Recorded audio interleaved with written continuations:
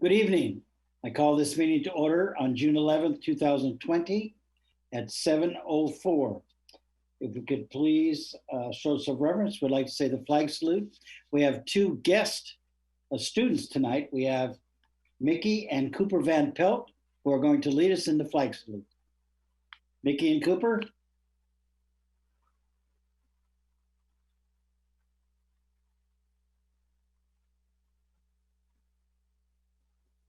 There it is. Is Mickey and Cooper there? I pledge allegiance to the flag of the United States of America and to the republic for which it stands, one nation under God, indivisible, with liberty and justice for all. Thank you. And which one are you? I'm Cooper. You're Cooper. Thank you, Cooper. Hi, Mickey. Thank you, boys. We appreciate it. Okay. This regular board meeting for Thursday, June 11th, will be conducted completely online. The governor's executive order N-25-20 relaxes the Brown Act requirements for holding public meetings via teleconference. This meeting will be recorded and televised. Members of the public may attend via the public viewing link provided below, and it'll be TV 28 on cable TV or streaming from TV 28. Updated public comment changes due to COVID-19. For normal practice, the meeting will be live streamed and available at www.tv30.org for viewing and also broadcast live on Comcast TV channel 28 beginning at 7 p.m. Online speaker slips will be available and the public will be able to call in using a computer or smartphone via a link which will be provided following submission of a speaker slip. A telephonic option will also be available.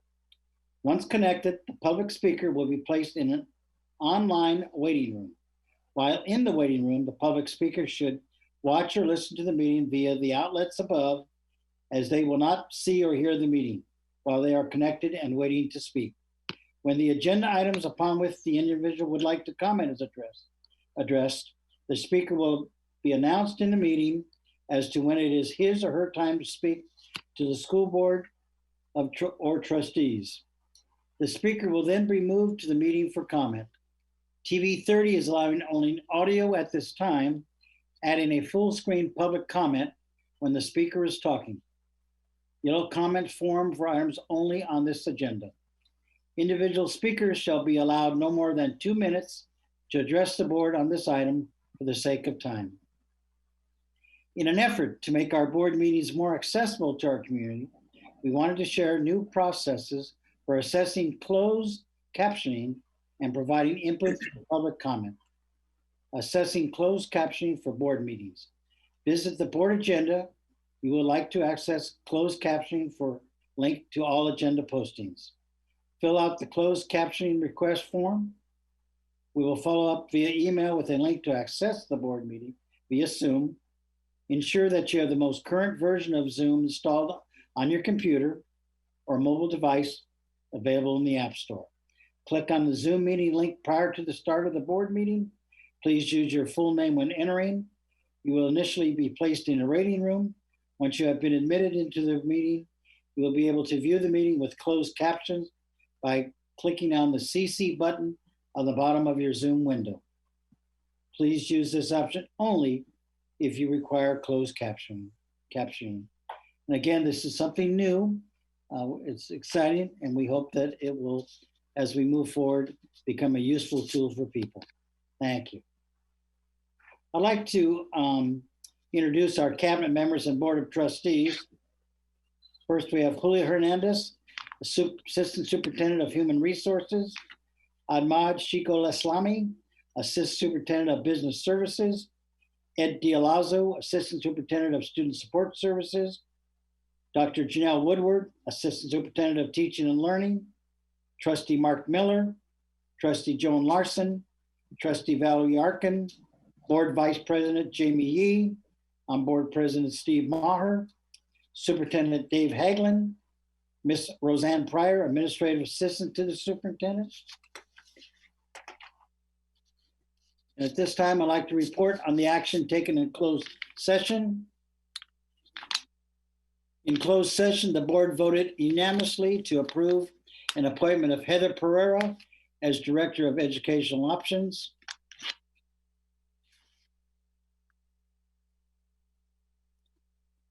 On a 5-0 vote. And is Heather in attendance? Would you like to say something? Hello, yes, I am here, thank you. So yeah, thank you very much. I understand it's an interesting time for us, so I am eager to get started working with our team to create exceptional educational options for our kids coming this fall. So thank you very much. Thank you, Heather.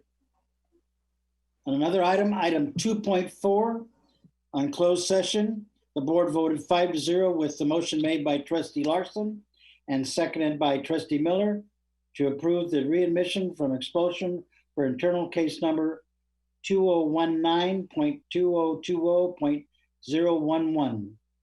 That concludes all actions taken in closed session. Now I'd like to move to approval of the agenda. Has everyone seen the agenda? Do we have a motion? I'll go ahead and move approval of the agenda. Okay, do we have a second? Second. Okay. Okay, we'll vote on a roll call. Trustee Miller. Aye. Trustee Larson. Aye. Trustee Arkin. Aye. Trustee Yee. Aye. And Trustee Maher, aye. The approval of the agenda carries. Okay, at this time, we'd like to move to recognitions and introductions. And Dr. Hagelin. Thank you, President Maher. I'd like to, our first recognition tonight is related to our USD Student Film Festival. And for this recognition, I'd like to hand it over to Dr. Woodward. Thank you, Dr. Hagelin. I am very happy to be making this recognition tonight. We are recognizing two fine students this evening from our school district, and I'm going to tell you more about these recognitions. On the surface, the Film Festival is a fun event that highlights some amazing talent in our schools and community. Beneath the surface, it supports literacy in our classrooms by providing students opportunities to practice speaking, listening, and elevating their voice by creating media. In fact, since January, we have had over 6,000 students across all schools and grade levels access their district-supported WeVideo accounts to start exploring this increasingly important accessible medium. This year, we highlighted 41 films from grade levels K through 12 on our digital matinee and primetime event, which is available at www.pusdfilmfestival.com. So the first of our students, Sophie Wells, to be recognized tonight, made her film festival debut as a Harvest Park 8th grade student. But back in 2016, she was our second ever film festival participant with her film, Friend from Another Story. Since then, it has been a real joy to watch Sophie grow as a filmmaker with her 2018 film, A Sweet Silence, and this year seeing her perform and create an original music video called Love's For Me. Last year, Sophie's influence kept the film festival alive, and her leadership has brought more creativity, professionalism, and fun to our film festival. Sophie, who is a graduate of AVHS, has certainly left her mark in PUSD in our community, and we wish her the best. I'd also like to point out that for our thought exchanges that we did, the videos that people could view in advance were digitally orchestrated and compiled by Sophie. So, Sophie, would you like to say a few words? And also, please tell us where you're going to college. Oh, yes. Thank you so much. I wanted to say, well, first off, I'm going to UCLA. Sorry, Mr. Hagelin. I also would like to say that I had this wonderful opportunity. Thank you, everyone who gave me all these opportunities to create these films. I couldn't have done it without everyone here. And I'd also like to thank everyone who supported me throughout my entire high school career, and especially since middle school, making films all the time. And so I'd like to thank everyone who is always encouraging me to reach my goals and achieve a lot of things. Congratulations. Yes, we're very proud of you, Sophie. All All the best Devin. in Southern California. We'll get to go to a football game together. Oh. Thank you, Sophie. Congratulations, and thank you for your help this year, and have a great time at UCLA. And our next wonderful student, her name is Isabel Morales. Isabel also made her film festival debut in 2018 as an 8th grade student at Harvest Park with one of our favorite films on the Great Pacific Garbage Patch. She joined our film festival committee last year and was an amazing asset. Her ideas for a red carpet interview segment and her marketing skills were integral in making it the best film festival yet. And we can't wait to see what Isabel has in store for us during her next 2 years as a student in PUSD. And ladies, Scott Padway, Mr. Padway also sends us congratulations with this. So Isabel, if you're there, we'd love to hear from you as well. Hi. I did not have anything prepared for this to be honest. Thank you to, again, everyone for the opportunities and stuff. The first video, the garbage patch video, originally I didn't make that for the film festival. I made that for the Harvest Park TV broadcast, HPTV, and then it was the media teacher, Mrs. Pally, who encouraged me to submit it, and then I've just loved being part of the film festival ever since. So I'm very excited for the film festival that we were able to orchestrate it and everything. I'm very excited for the years to come. Thank you.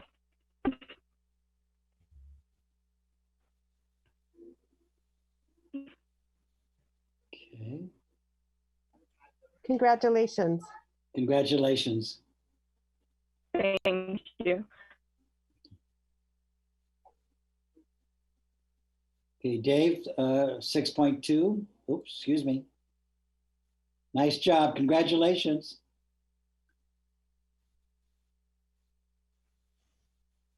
So are we ready for 6.2? We're ready for 6.2. Okay, sorry about the little technical difficulty there. 6.2. In this unprecedented time, communication and engagement with our families and the community has never been more important. We are very fortunate to have Tri-Valley TV providing community television and local news for the community of Pleasanton and beyond. As soon as the shelter in place was announced, Executive Director Melissa Tench-Stevens reached out to offer her support to create special programming for our families and community. She also assisted with my messaging to the community early on as we tried to get everybody on the same page, understanding what the next steps would be. With Melissa and her team's collaboration, our staff were able to create and broadcast a series of engaging and high-quality programs that shared valuable information with our community to help navigate this unprecedented situation together. If it weren't enough, Tri-Valley TV jumped in to help broadcast all 3 of our high school graduations and support us in creating a memorable program and broadcast of our fireworks celebration, honoring the hard work of our graduating class of 2020 and those promoting classes of 2024 and 2027. Melissa and her team continue to work with us in making our virtual meetings accessible to the public, beginning this evening with closed captioning for our deaf community and live public comments. I'd like to call out the crew who have been working with us on board meetings and the COVID-19 distance learning. McCartney Stevens, Olivia Parrish, Harlan Morales, Lori Stoneman, and Melissa Tench-Stevens. and also the crew for graduation videos and the live fireworks event, McCartney Stevens, Olivia Parrish, Harlan Morales, Melissa Tench Stevens, Kenny Avila, John Stevens, George Tanner, and Marshall Kamena. On behalf of the district, our Board of Trustees, and the Pleasanton community that we serve together, I would like to thank and recognize Melissa and everybody at Tri-Valley TV. Congratulations. Thank you, Dr. Haglund, for those wonderful comments. I really appreciate it, and I know that my team here at TV30 appreciates it. And we really enjoy working for the school district and helping support you on all the wonderful things that you've been doing in the community. I'd like to mention that TV30 has been a partner of the school district since the mid-70s.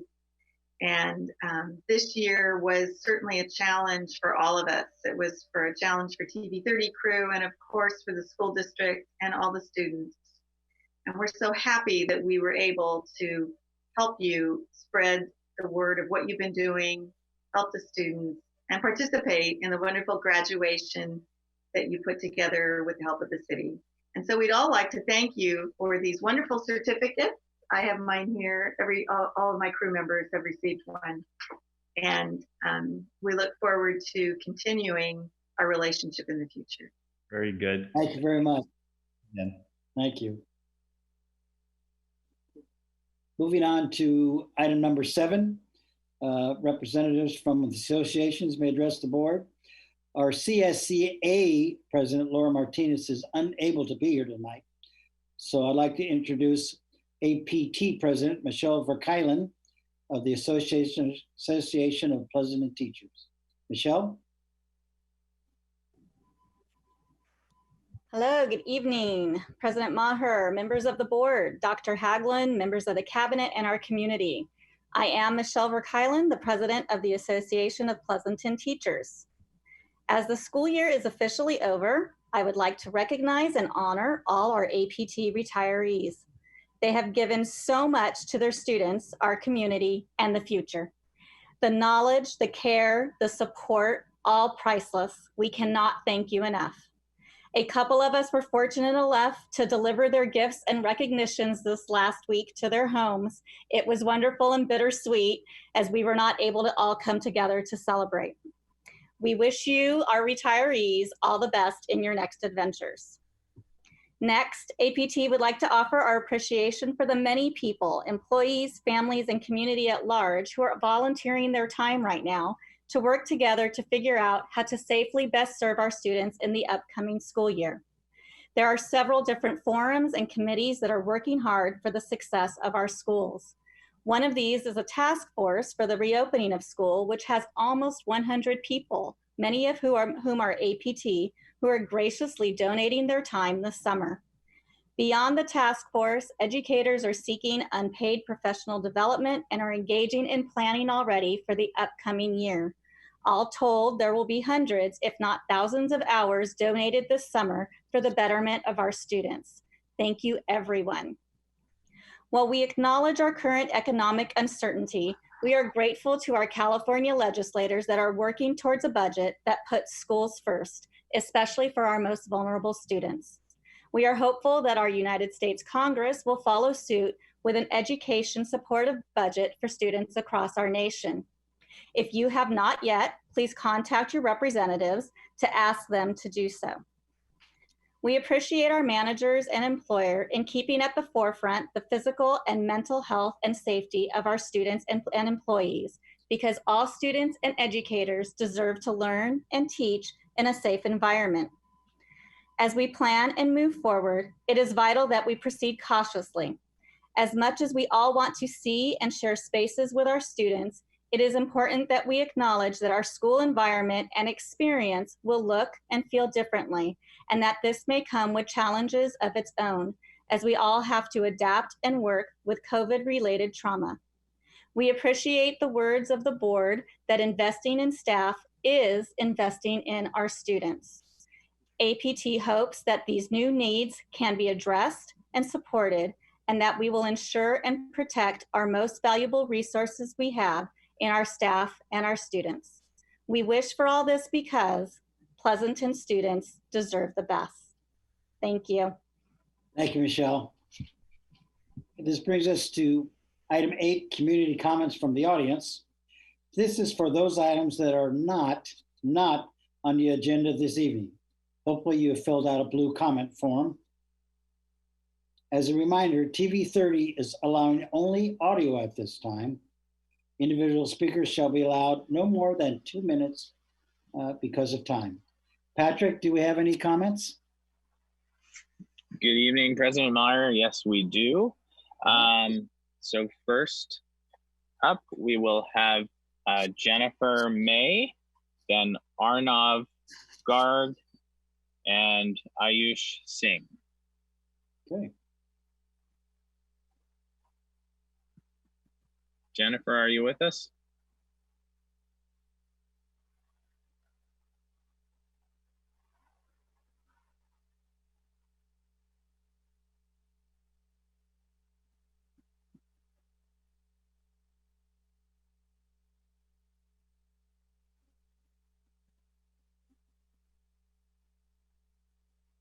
Hi, can you hear me? Yes, we can. We can. Okay. So hi, my name is Jennifer, and I'm a recent graduate from Amador Valley High School. And I'm here today to urge the addition of race-conscious education in our history classes. I took mainly AP history courses, and I recognize that the content is widely dictated by College Board. However, this doesn't mean that there cannot be an active effort to integrate more race-conscious history within our courses as well. I can tell you a bit about the Mongols and maybe something about the Civil Rights Movement, but that's about it. It's not that what we learned about white history was obscure, but we just didn't learn enough about other races. I've grown up in an affluent suburban bubble my whole life, and the curriculum has prevented me from seeing past a nice little history with a bow on top. If it weren't for the extra 1,000 hours I put into researching for comp civics, I would feel utterly unprepared to talk about race issues with any sense of credibility. Not everyone can spare that kind of time and that kind of effort, and I can only imagine that there is a larger disparity in non-AP history courses. It is your responsibility to educate students about more than just a white version of history, regardless of how uncomfortable it is. We were taught about Brown v. Board and school desegregation as something of the 50s, but this simply isn't true. An EdBuild study that looked at schools in 2016 found that more than half of the nation's students are in racially concentrated districts. Marin County was ordered to desegregate in August 2019, not even a year ago. I didn't know about any of this until I had to research my way to 4th in the nation for comp civics. How is this not important enough to learn about in class? Just start with the basics. That same study found that white school districts are $23 billion wealthier than non-white ones. Our large gym may be falling apart, but we do on average have $2,200 more per student.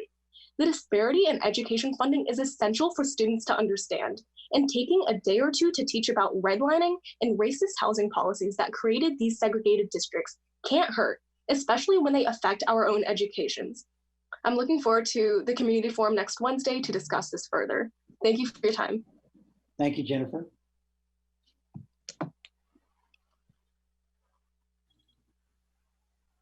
Patrick, next person.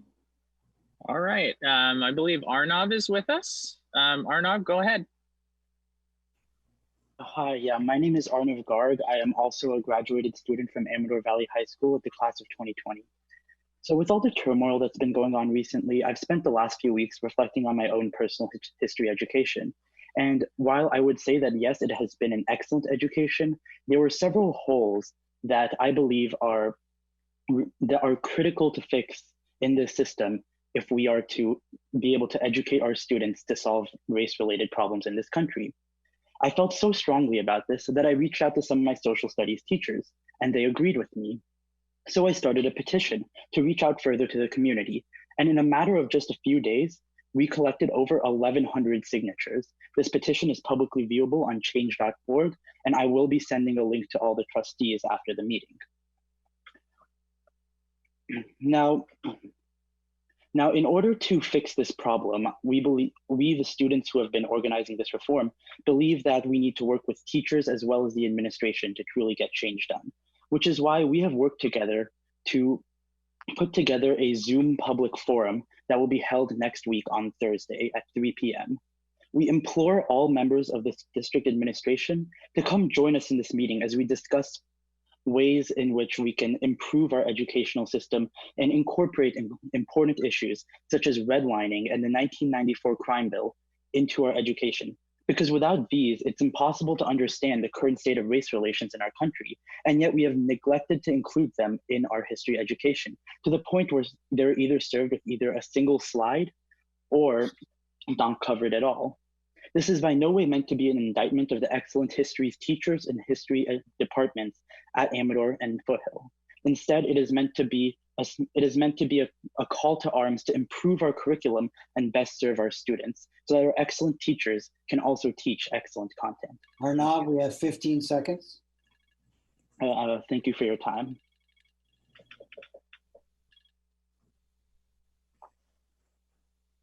Okay, Patrick, one more.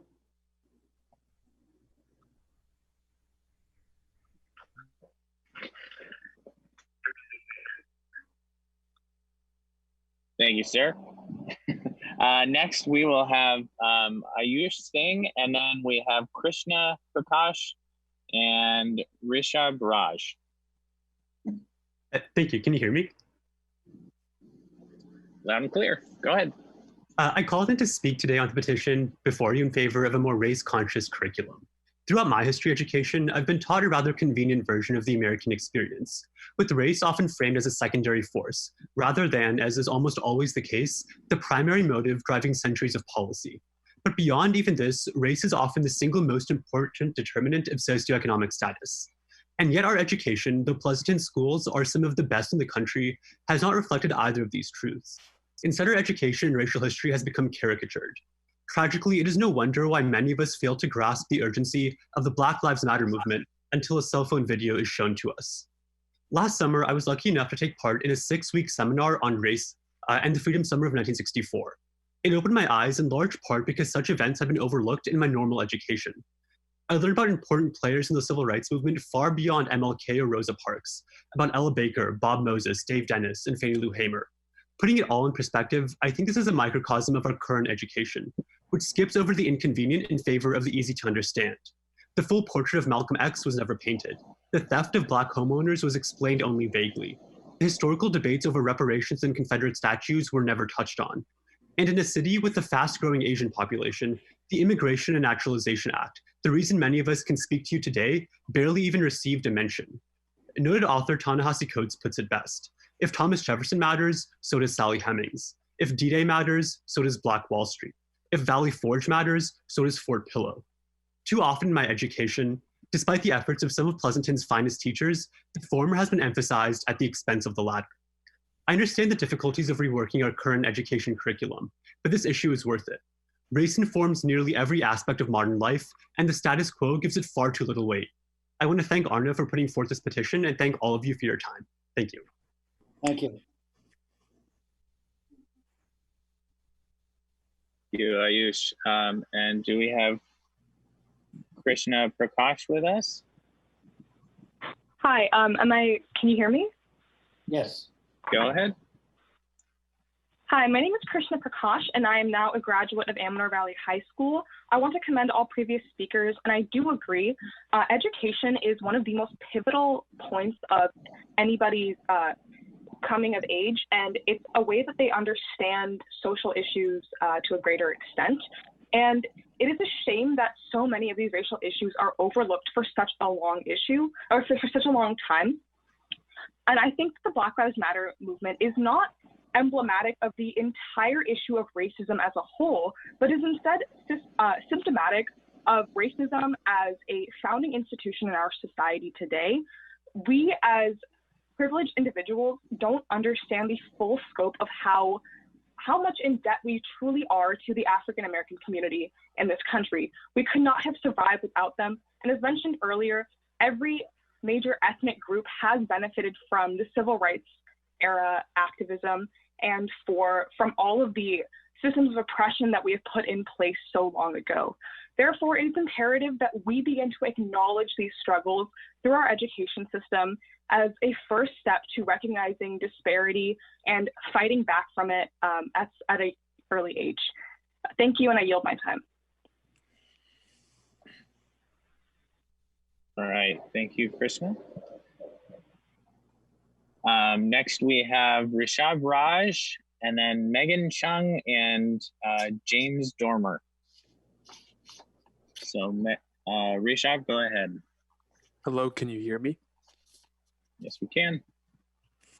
Hello, my name is Rishabh Raj, and I am also a recent graduate from Amador Valley High School, and I am also here to advocate for the addition of a race-conscious educational curriculum to all PUSD schools. Throughout my time as a student at this district, I was lucky enough to be taught by many amazing teachers and take classes that covered the history of race in our country with both sensitivity and depth. Without classes such as AP US History or Competition Civics, I can safely say that I would have a very limited knowledge on these issues, and I'm thankful for the opportunity to have studied them. Unfortunately, not every student in our district can say the same. Like most of America, many students in our community are unfortunately not educated enough about the reality of race relations in our country. The lack of knowledge about these issues has translated to both offensive sentiments and actions to people of color in our community. However, I do not believe that this is the result of malicious intentions. Rather, it stems from ignorance about these issues, which can only be cured through education. In order to properly inform every student in our district on the history and the current day status of race relations in our country, the PUSD Board of Trustees should create and adopt a more race-conscious educational curriculum for all students as soon as possible. Ideally, no additional classes or school time would be needed for this. We simply call for more focus to be given on this topic in all history courses. Topics such as the war on drugs, redlining, the racial pay gap, and voter suppression are all key elements to understanding the history of race in America, but they are woefully undercovered or ignored in most history classes. Knowledge on these issues should not be limited only to those who seek to learn about it. Everyone has a responsibility to know about the history and current status of race in America. This may not seem like much on a small scale, but educating the next generation on these issues is essential if we don't want to repeat the mistakes of the past. Thank you.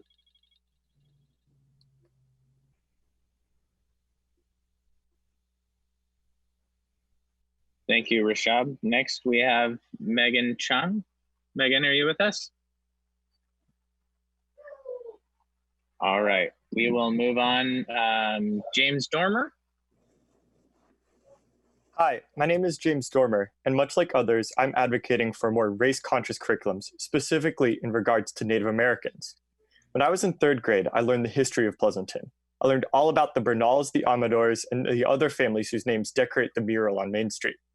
I also learned about the Ohlone people, Native Americans who lived on this land for 5,000 years. Oddly enough, I never learned what happened to them. One day we were discussing how they made dye out of beetles, and the next my class was talking about the Transcontinental Railroad. It was as if they had disappeared, never to trouble the white landowners. Imagine my surprise as I entered 7th grade and we began to study the fate of South American indigenous as they were exterminated by Spanish conquerors. This was the first time I learned the term genocide, but it wouldn't be the last. We learned about all sorts of genocides that year, and again in 9th grade and again in 10th. But there was something unique about this term, something I didn't notice until I was a junior. Genocide was never an American word. Genocide, the systematic destruction of a people based on ethnicity alone, was always a term meant for other countries, something America saved others from, never something we would ourselves commit. It wasn't until 11th grade, when I took AP US History, that I learned our first national secret. Americans committed many genocides against indigenous peoples. This isn't something that gets discussed often in Pleasanton history classes. Sure, we learned about the Trail of Tears in 8th grade, but only so far as Jackson was involved. We blatantly ignore the first round of Native American subjugation under the Spanish mission system in California. And there is no mention of the state-sponsored genocides in the mid-19th century, when roughly 120,000 Native Americans, including the Ohlone, were systematically massacred, and their killers were rewarded with jobs in state government. And we fail to teach about the impact these events have today, as over a quarter of those who identify as American Indian are below the poverty line, compared to only 4% of the US population in the same category. I call on the school board to give Native Americans, and especially the Ohlone people, their due and teach their full history, not just their convenient history, and help students understand the true origins of their town and region. Thank you.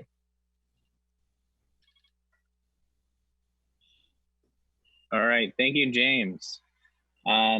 Next, we have Sean O'Sullivan, then Lauren Song, and Ian Valderrama.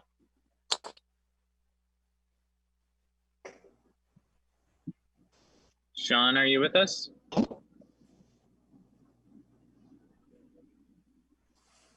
Hello?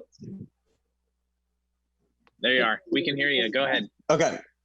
Pleasanton schools often rave about our diversity as a unique and extremely important part of our school culture. However, Pleasanton is 90% white and Asian, and this is no coincidence.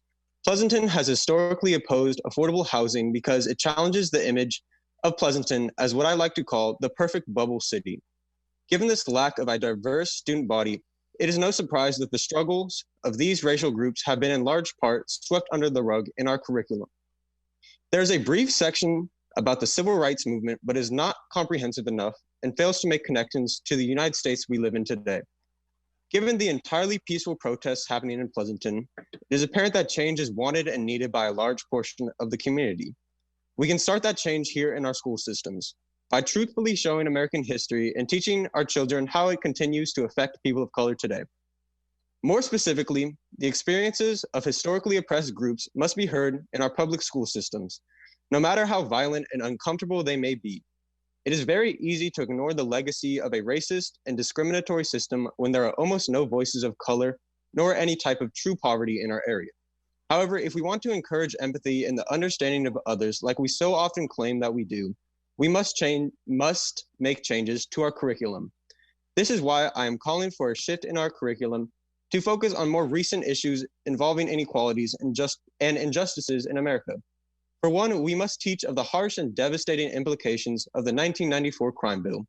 This bill established mandatory minimum sentences, mainly for drug-related offenses, and has led to a surge in our prison population, disproportionately affecting African Americans.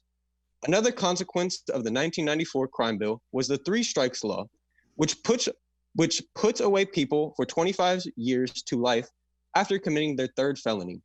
This law is both ineffective at deterring violent crime and further takes away discretion from judges and minimizes the situation in which the crime was committed. This causes extreme disparities between the crime committed and the sentence received. However, there is absolutely zero mention of this extremely important piece of legislation, which continues to affect many people in America today and will continue to do so. If diversity truly is our strength, like we say it is, we must educate ourselves and our students of the future generations of the struggles of people of color in our community so that we have a shared understanding of each other and what equality looks like. In addition to the 1994 crime bill, mass incarceration is not mentioned one time. The United States has the highest per capita prison population at 655 prisoners for every 100,000 citizens. It is ironic that in the supposedly land of the free, we have the most people stripped of their freedom, even losing one of the most fundamental rights in some states, the right to vote. This massive prison population is in direct contrast with the United States' relatively low crime rates, where it ranks 55th in the world. This disparity is directly related to the federal government's private contracts with private prison corporations, such as the Corrections Corporation of America, which are paid based on the amount of prisoners. It is simple. The more prisoners, the more money. This should be problematic for obvious reasons. When a publicly traded company such as CCA, now known as CoreCivic, let's wrap it up. I only have 30 more seconds, sir, makes more money from having more prisoners. They have a strong incentive to maximize their prisoners, even if this means unjustly imprisoning people or giving people sentences that do not fit the severity of the crime. Given the harsh realities of the implications that such policies and practices have on so many Americans, it is necessary to prioritize these current issues in our history and civics curriculum in this school district. Thank you. All right, thank you, Sean. Hey, Patrick, as we move through this, try to tell them to try to stay to 2 minutes, please. I will.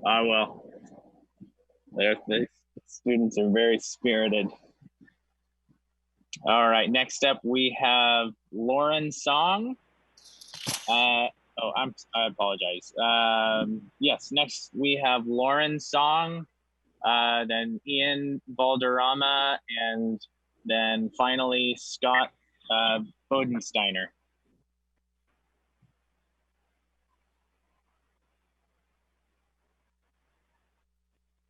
Okay. Perfect.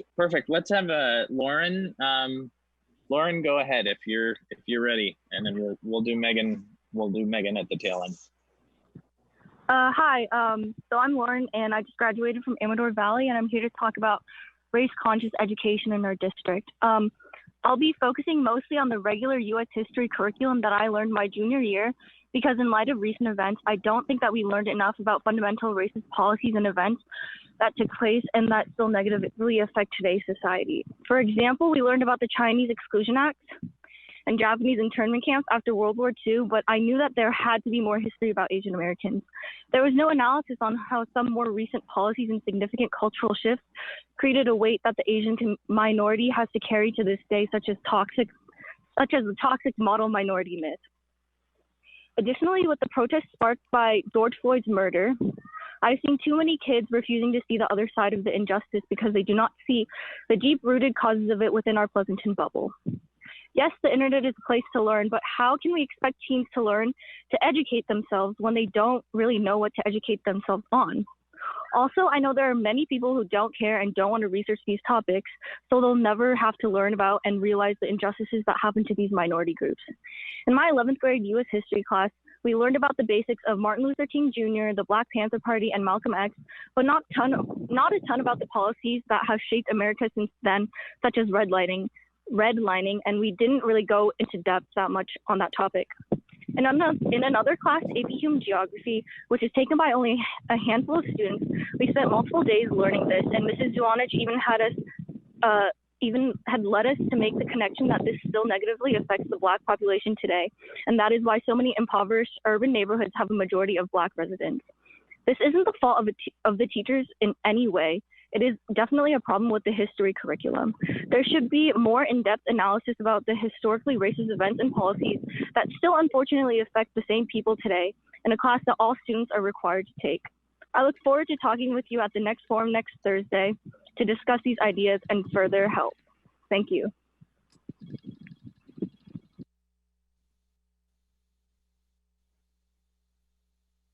All right, thank you, Lauren. Next, we will have Ian Balderrama, and then finally Megan Chung. Hi, I'd first like to thank you all for allowing me to come here and speak to you today.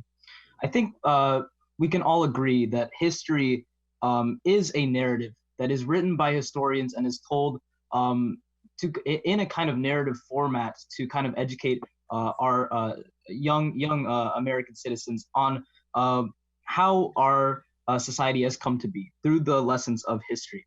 And I think the most important thing we can all agree on is that the most important part about history is learning from history and seeing how it affects our society today. Now, an issue with our current history education system in the United States and in Pleasanton is that it is mostly told from the perspective of one group, that being white America, to put it bluntly. It is important in the narrative, if we are to understand the full scope of history and to understand how broad the effects of history have been on our modern day society, to have all perspectives of Americans, to have a broader scope of perspectives when telling and teaching and educating our students in the subject of history, if we are to make them better model citizens.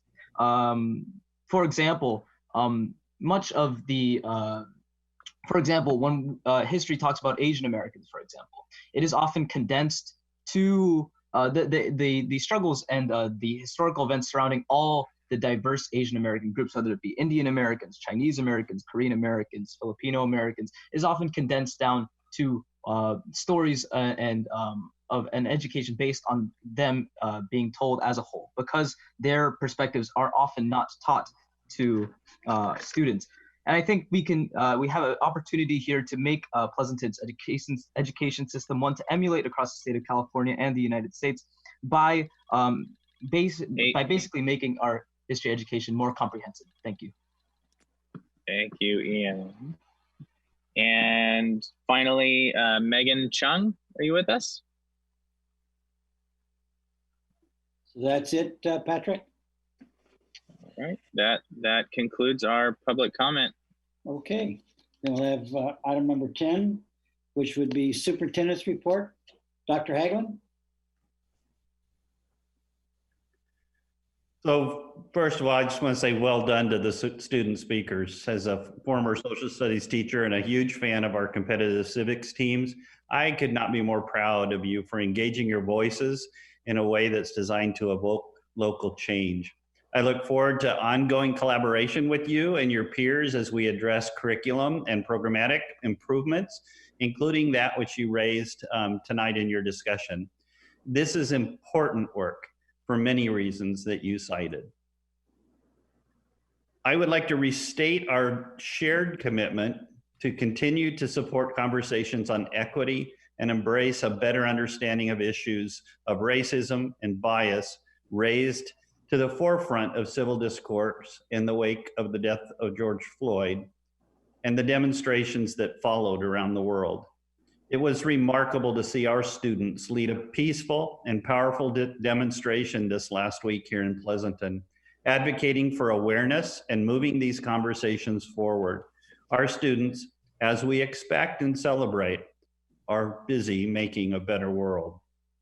I want to thank the City of Pleasanton and the Pleasanton Police Department for their work in supporting the facilitation of these powerful demonstrations, as well as their willingness to stand with and to speak alongside of our students and the thousands of community members who attended.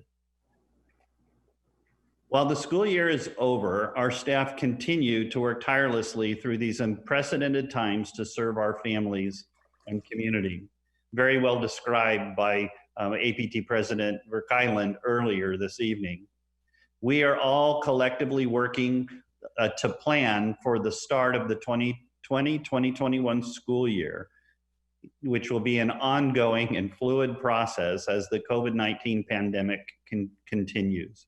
We're committed to continuing to engage our families throughout this process. I want to thank the many families, students, and staff who have participated in our online survey. We hosted our first virtual town hall at the end of May, as well as town halls with our students and the Chinese community that followed. There's additional town hall opportunities coming forward, including our next community, our Spanish-speaking town hall on next Tuesday, and then our second community town hall on June 22nd. Recordings of these town halls are available on our district website, as well as the FAQs or the question and answer documents that are drawn from these great conversations that we've held so far. And there have been thousands. There have been thousands of participants so far. We look for weekly updates throughout the summer as we continue to plan and receive more information. Thank you to our families and community for their continued engagement in the many ongoing critical conversations around how we best meet the needs of our students through these challenging times. And that's my report, President Miller. Excuse me, President. Thank you, Dr. Hagelin. I have to run again. Yeah, right. Okay, this brings us to our consent agenda. The Pleasanton Board of Trustees utilizes a consent calendar for items that require the approval of the board but are of routine nature. They act upon these items in one vote. Any member may remove an item for additional questions. Board members receive their agendas and backup materials 5 days in advance of our meetings. They have the opportunity to ask questions and to do research prior to our meeting. It is their intent to handle the routine items expeditiously so that they have time to address more serious issues. And so we have do we have a motion here? We do have item 11.3 is blue sheeted, of course. Do we have a motion to pass? I'll go ahead and move approval of the consent agenda as blue sheeted. Okay, second? I'll second. Okay, Have a roll call vote. Trustee Miller? Aye. Trustee Larson? Was that an aye? Aye. Okay, excuse me. Trustee Arkin? Aye. Trustee Yee? Aye. And Trustee Maher? Aye. So approved. Move to now item number 12, report discussion and report and possible action. Dr. Haglund? And maybe I should ask, do we have any public comments on this issue, Patrick? Yes, we do, Steve. We have one public comment. Okay, I would like to have, like we normally do, the report, and then questions and comments from the board, and then we'll take the public comment and then go back to the board for follow-up questions or comments. So Dr. Haglund, if you'd like to start. Very good. So this is an update on the 2020-2021 budget development process, and I'll turn it over to Assistant Superintendent Sheikh Salami. Great. Thank you, Superintendent Haglund. Good evening, board members and cabinet members. I'm going to just share my screen, just have one slide that I wanted to share, and it was from a meeting we had yesterday with our friends at CASBO. And so I was hoping that there would be more information that I would be ready to share this evening. However, the state governor, Newsom, and the legislature are still working through the budget. And at this time, it looks like the legislature will be sending a governor a budget by Monday, the 15th, which is their requirement to do. And the governor will at that time be reviewing that budget and making decisions on how he decides to proceed.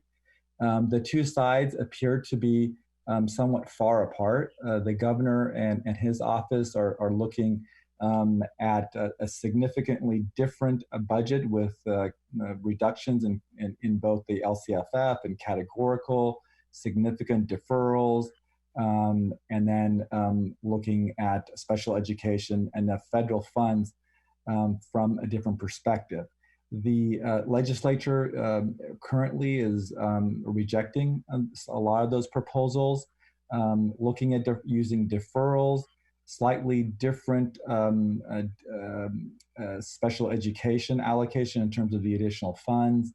And they are also looking at a hold harmless, ADA hold harmless contingent on student engagement and reporting with local continuity of learning. And I think that one is probably an area where the governor and the state legislature will hopefully reach some kind of agreement.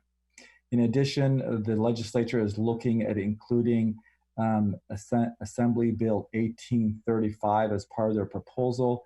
And that bill is basically requires that any supplemental and concentration grants that school districts don't use in a particular school year would need to be kept with those students and to be used in the out years. And so it couldn't be swept into other parts of the budget. They do agree on the adoption of the pension proposals, and they have a modified distribution of the federal funds. So there is quite a bit of differences that still need to be worked out. And we may be in a situation that there won't be greater clarity until early in July. And so that puts us in a precarious situation where we have to build our budget based on a more conservative assumptions that we know for now, and to work through those in a second session with the board next week on Thursday. And then for staff to work through the remaining issues and put a budget for the board to approve on the 25th, knowing that most likely that budget will need to be revised and refined once the state budget is approved. And we'll probably be bringing back to the board what is called a 45-day budget revision. And some of the reductions and plans that we will have in our budget won't be implemented until we have greater clarity. So That's just a high level just update, and the staff is open to taking in further input. Since our meeting on Monday, you've had some additional time with some of the documents, and so we are ready to receive additional input from the board, and if there's any additional comments from the community as well. Board, we have comments here, questions? Mark? One item that I didn't share with you this morning, we had a very, was our initial advisory superintendent's budget advisory council meeting with about 20 attendees, and which included many people from our community, as well as staff and representatives from the union. We had some good initial robust discussions, and those will continue in the weeks to come. Mark, do you have comments or questions? Nope, not right now. Thank you. Okay. Valerie? Not right now. I don't have the document. It's not attached, is it? The budget document. I don't have anything right now. So thank you. Joan? Just a clarification, I guess, since maybe some folks watching tonight did not see the budget workshop. So, Ahmed, why would we need to follow the May revise numbers and not go with the sort of the hope and the prayer that the legislature is planning? Was there a conversation? I mean, we talked about ACOE's approval of our budget. Can you elaborate a little bit on that? Sure. So we've been in discussions with the Alameda County Office of Education and how they would be reviewing and approving our budget. And at this time, they want school districts to submit a budget that can basically handle the worst case situation. And if that were the situation where we would need to make significant level of reductions, they would conditionally approve our budget. And once those reductions were implemented and we showed to the county, then they would give us final approval. However, if those reductions were not necessary and there were significant revisions to the current proposed budget by the governor, then they would go ahead and approve our budget, knowing that we would not need to do those reductions. And so their right now is to plan for the worst and be ready to make those modifications as necessary. So I think that that's their approach right now. It's I think a prudent approach. It does put us in a precarious situation, but I think we have to plan that way. And so some of the things that we had conversations about that require negotiations, is ACOE going to accept plans for adjustments that we have not finalized yet? Correct. They understand that there are items in the reductions that may require reductions, and so we've had discussions about trigger language and having those options. But I also think having options, larger options, greater options, and that's what we provided the board was with a wide range of options, is so that if certain options weren't available to the district, or if certain options weren't advantageous to the operations of the district, that there would be other levers by which the district could exercise. Thank you. Trustee Yee? Did you just want comments about the possible, just the development and the changes, or I have kind of another question, I guess, about the list of things that we're considering for cuts? Yeah, I mean, we're open to any type of input, and I did receive a certain specific request and follow-ups that we're working on to provide greater clarity as to some of them. but we can take that input in any format. Okay, well, in the past, we've always looked at, and I don't know if it makes sense this time or not, but we've always looked at the possibility of offering any early retirements, if that makes any sense or not. And so I don't know if you guys have considered that. That's a good question. We did consider that. We looked at partnering with PARS, who would develop basically a package of early retirement incentives. There is a cost to that, but the analysis indicated that there would be some savings to the district.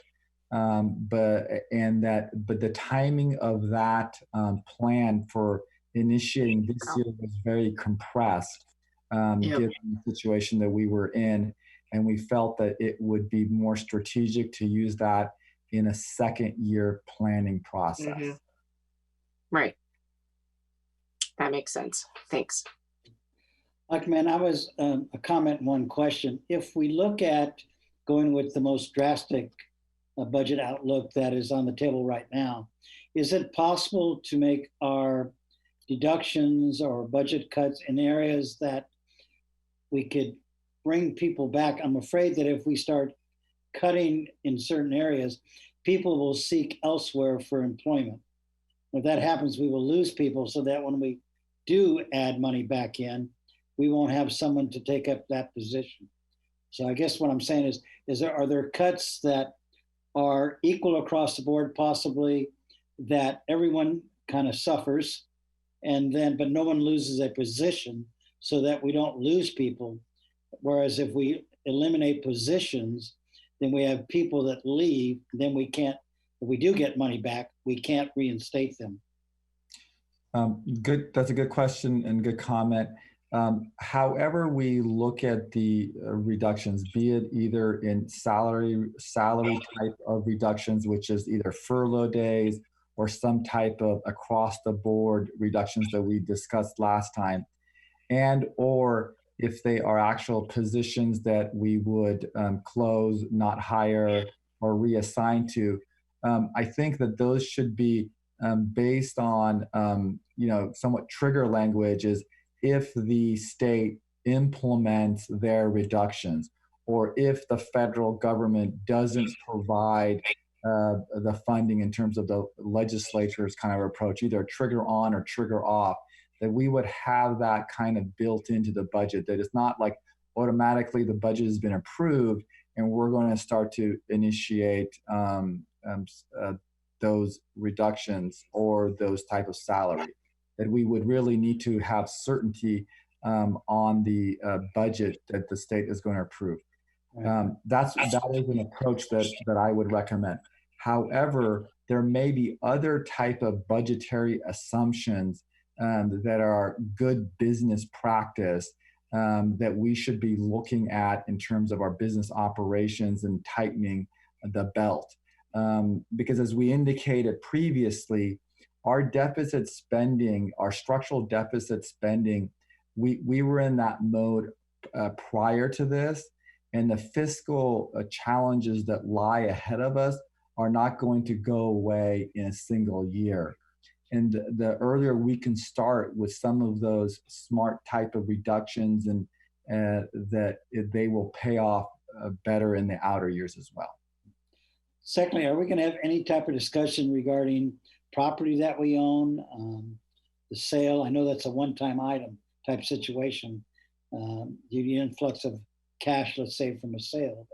Have we even looked at the Neal property, for instance, at selling that, looking at those proceeds, or putting that into a fund and drawing it like we do on the Sycamore? We can bring back those options to the board at the next study session for them to look at.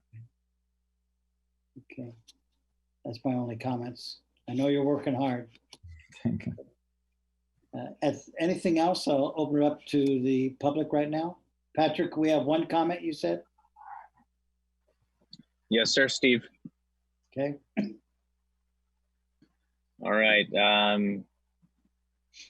Devansh, are you with us? We have Devansh Candy, and you'll have to correct my pronunciation when you come on board. Okay.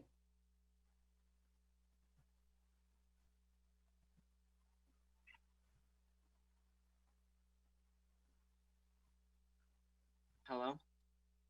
Devansh, we can hear you. Can everyone hear me? We can. Sorry, give me 1 second. Okay, there we go. Can all of you hear me? Yes. Yes. Go Okay, for awesome. it. Yep. Hi, Board of Directors, or Board of Trustees, I mean. Hello to all staff. Okay, so I wanted to talk about the budget today, and more specifically, some things that the budget needs to address. So basically what we know is that the economy, in the world economy and the Pleasanton economy, is facing severe deficits, and we have significant limitations and constraints right now on what we can spend our reduced budget on. But there are 3 key things that the Board of Trustees should keep in mind. First, the health as well as value of our teachers is of the utmost importance. During this time, teacher salaries should not be cut for any reason. We already underpay our teachers compared to their worth, and slashing teacher salaries any further would be destructive to student education as well as the goals we set out as a district. Instead of reducing the salaries of teachers, or any salaries for that matter, the district should look to cut or postpone funding in areas that are more long-term and have a smaller impact, such as painting, renovations, and the like. Second, the decision on reopening schools must be made by the time that the budget is approved. So either that decision is made by June 25th, or the budget approval is postponed. This is key to maximizing the potential efficiency of the budget and ensuring that the budget takes into account possible costs that may be associated with both cleaning as well as possible hazard or sick pay for high-risk district employees and teachers. This doesn't mean that the district decision must be completely finalized, but the district should have a strong idea that it is releasing out to the community. Finally, the development of any budget must account for the changes and unexpected complications that could arise at any point, as these times are unpredictable, and we must create our budget in a way that combats that unpredictability. Thank you for your time and for the work you do for this district, and I very much hope that PUSD's final budget for this 2021 school year takes all of these factors into account. Thank you all. Thank you. Is that the only comment, Patrick? Yes, Steve, that is it. Okay, and I'll open it up to the board again to have some final comments or questions. None for me, thanks. Okay. Anybody else?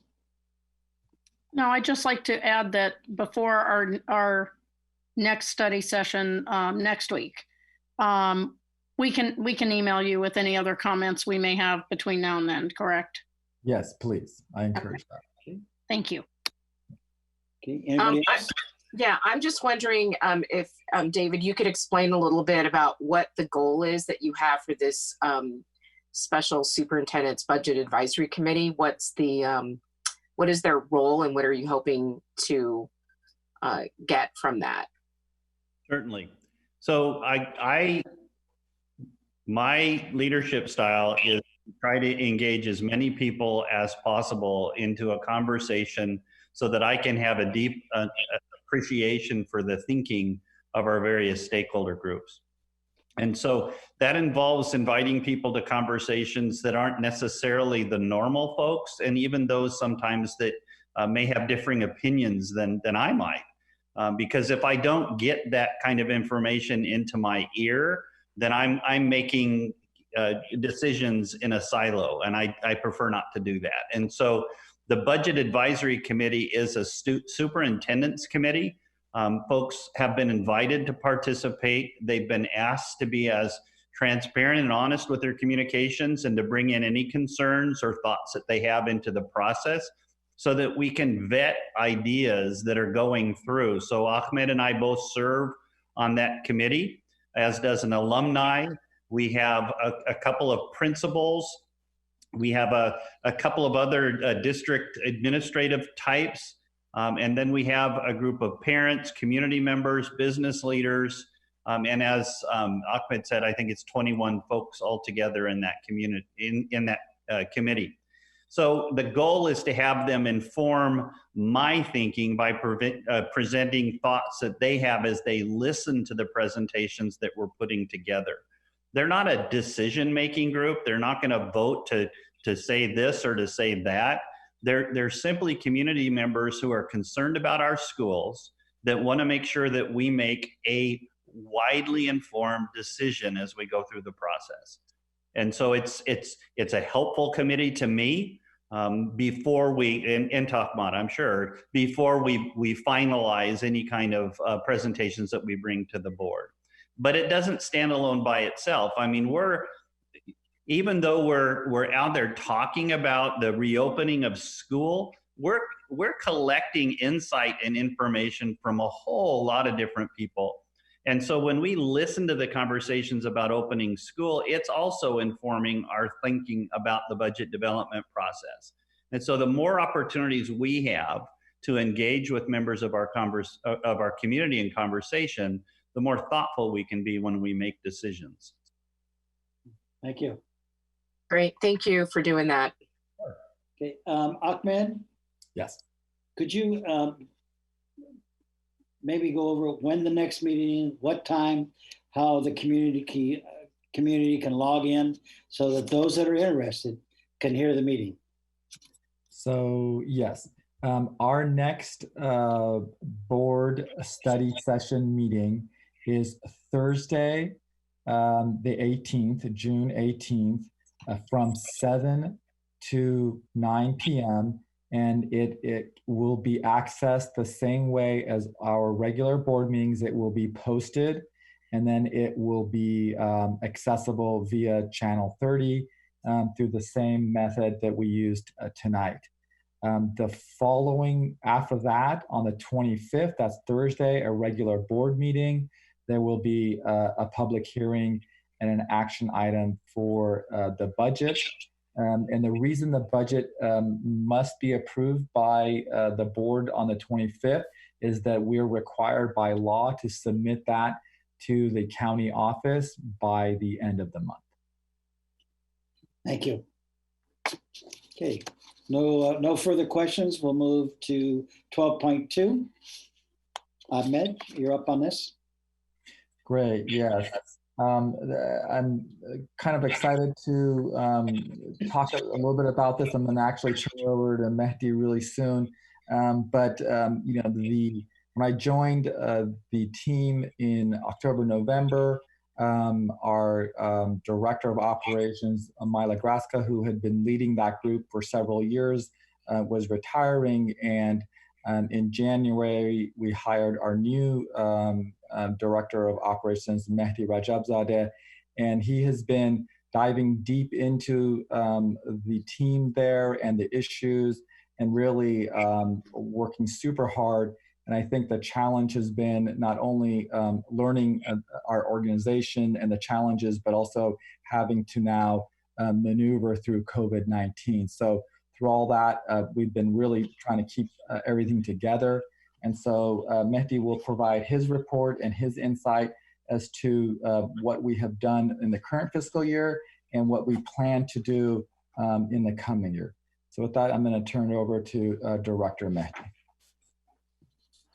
Good evening, the Board of Trustees and Cabinet and the community. Thank you very much for giving me the opportunity to present tonight and share some of the accomplishments and challenges and also plans that we have in place for the Pleasanton Unified.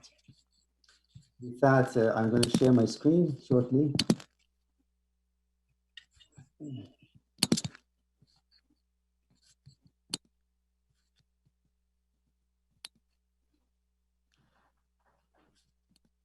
So the agenda for tonight will be the organizational structure, the accomplishments, the projects and future plans, and also the challenges and the roadmap for the 2020 and 2021.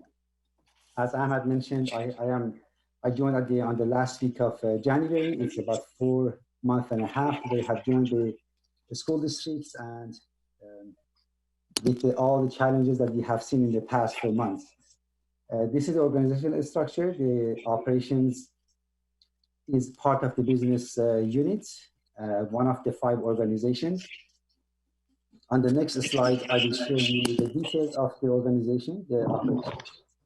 The maintenance department has one coordinator and one which is it was just approved by the board of trustees.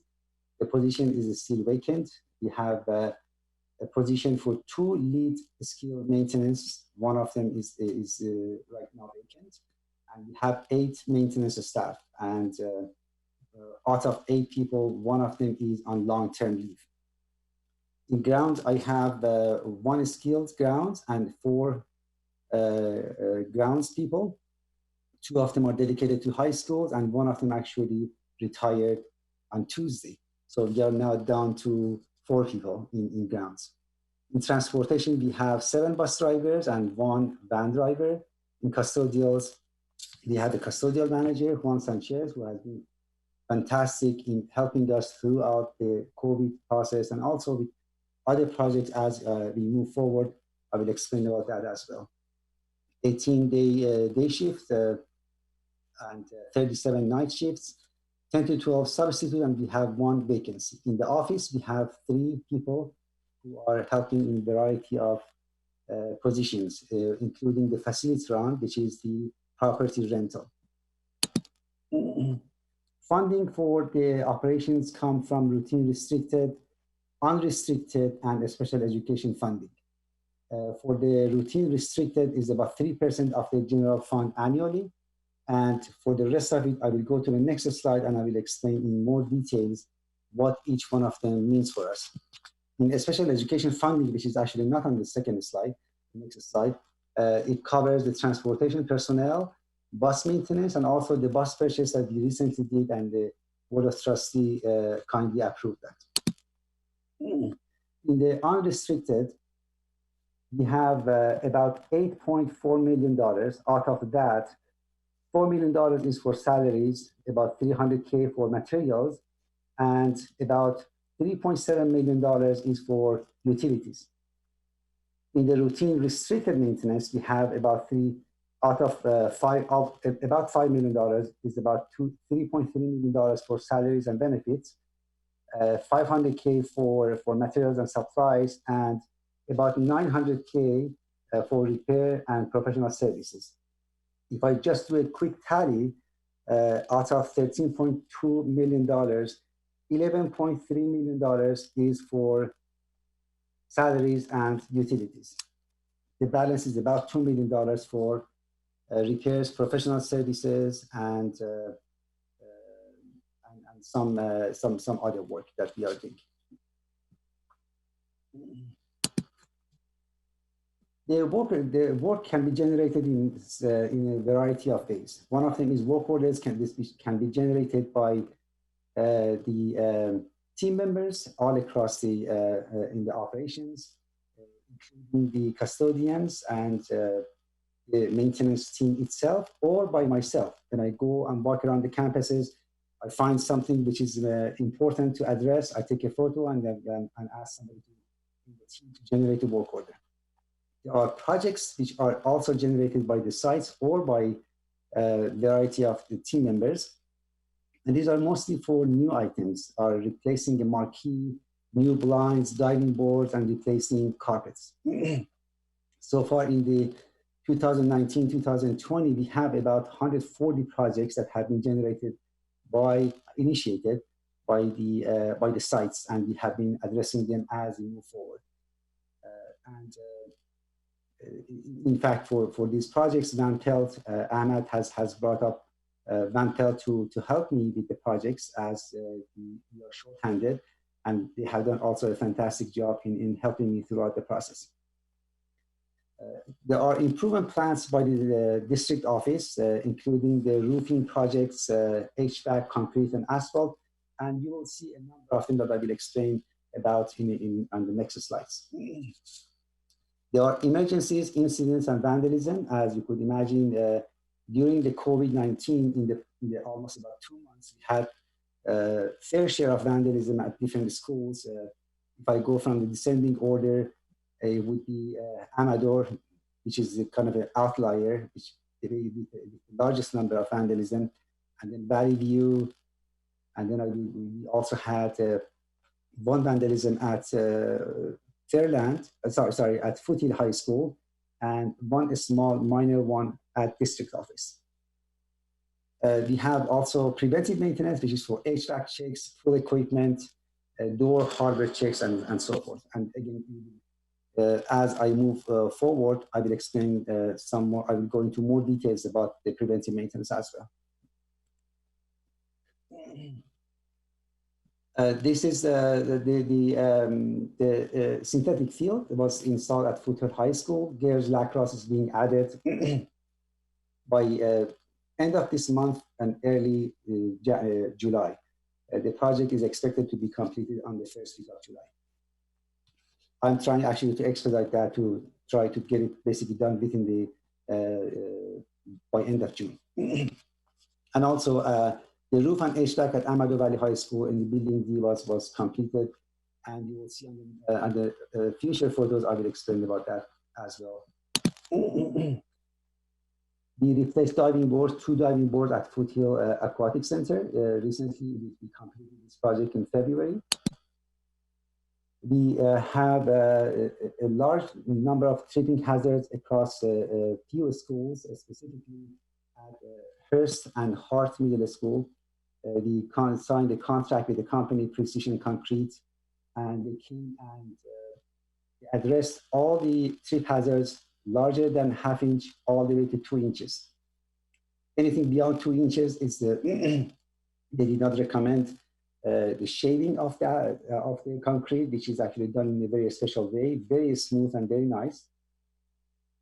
Anything beyond that, the whole concrete has to come out. And we have done a number of them in the past few weeks. We are going to continue this project with Moore School, and we are money which is left from the project, we are going to do some part at Moore High School, Moore Elementary School, and continue with additional work in other campuses as well. These are the concrete and asphalt work which we have done, except one which we did, the Valley View, which we did in February. The rest of them actually were done over the past 2 weeks, and they are ongoing. We just finished the seam, which is in the district office this week on Tuesday or Wednesday. Actually, it was almost complete. This is some photos from Moore School, which was a very significant job. There's a large number of concrete issues. And also, as you see on the top right, you will see the trees. These trees, where you see on the yellow photo, it shows exactly these trees. Basically, they completely damaged the concrete and also the asphalt. We had to remove a big portion of the around this section. And at the bottom, you will see the completed projects. On the left, you will see the Hart Middle School. There was a basketball court, which was actually completely settled down. We fixed that one. There was one at Vintage Hill, which was a hole in the middle of the parking lot in front of the school, and was left for a very long time. And we fixed that one also last week. And this is the Valley View project, which we did in February, and we fixed all the curves at a variety of locations at Valley View. And this is the last project we did for district, which is for the SEAM site. There are another number of projects and accomplishments which was mostly actually were done in 2019, but I collected them and just wanted to present to you. A few of them which actually we did this year was for the changing of the fluorescent light fixtures to LED, which are more sustainable, they are more efficient, and they are much brighter and more pleasing to the eyes. And we also acquired 4 vans for the maintenance team in 2019, and basically auctioned off the other 4 which were basically replaced. As we came back from the COVID-19 shutdown, we installed 2 fire hose extinguishers at Amador Valley parking structure. And as a note, the Amador Valley parking structure is a shared facility between Amador, between the school district, and also the Valley Community Church. Basically, the cost of the maintenance will be shared. And just as a note, this structure requires a significant surface sealing and maintenance requirement. It does have, and the quote has come very high, which was actually done through the Valley Community Church. But just something to keep in the radar, that there might be some charge associated with that in the future should we go through this project. This is the building D. As you see on the left, you will see 2 branches of this beautiful tree fallen on the roof of building D and basically damaged the same roof that we changed in 2019. Each one of these branches is like a ton. It was so heavy and huge. The recommendation from one company was to completely take this tree out. I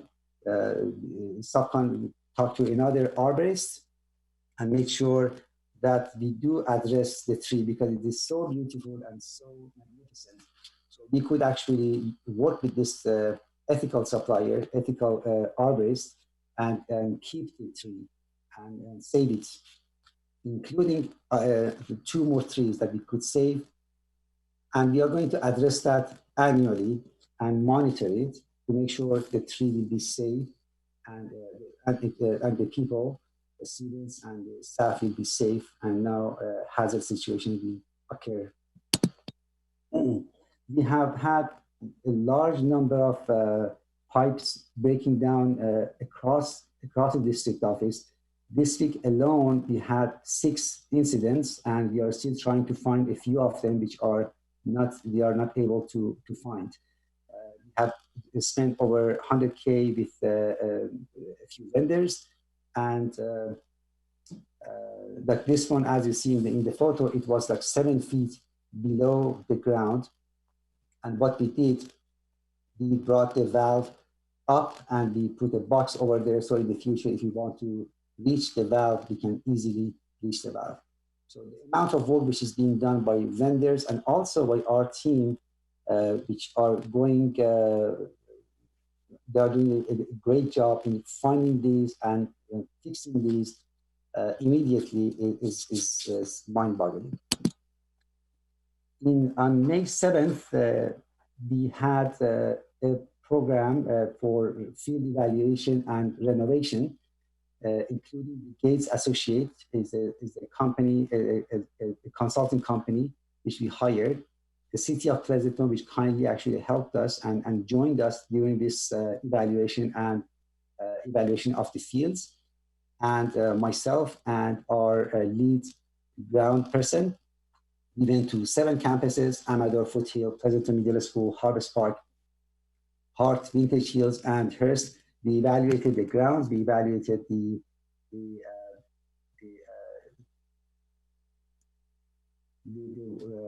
irrigation systems, and we also evaluated to see, evaluated for type of different animals and that are housing actually in the fields. One major comment that we received from everybody in the team, including the city and also the consultants, was that some of these fields have been neglected for a long time, and we definitely need to do a lot of work on them.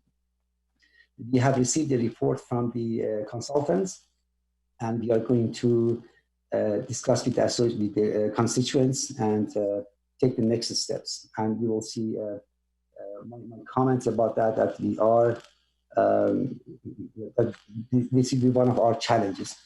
I'm sorry, if you allow me to turn on the light, because it seems that I am sitting in the dark.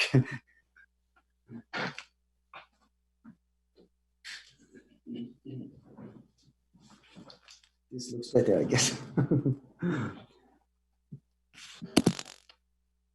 One of the first projects when I joined the school district was to look at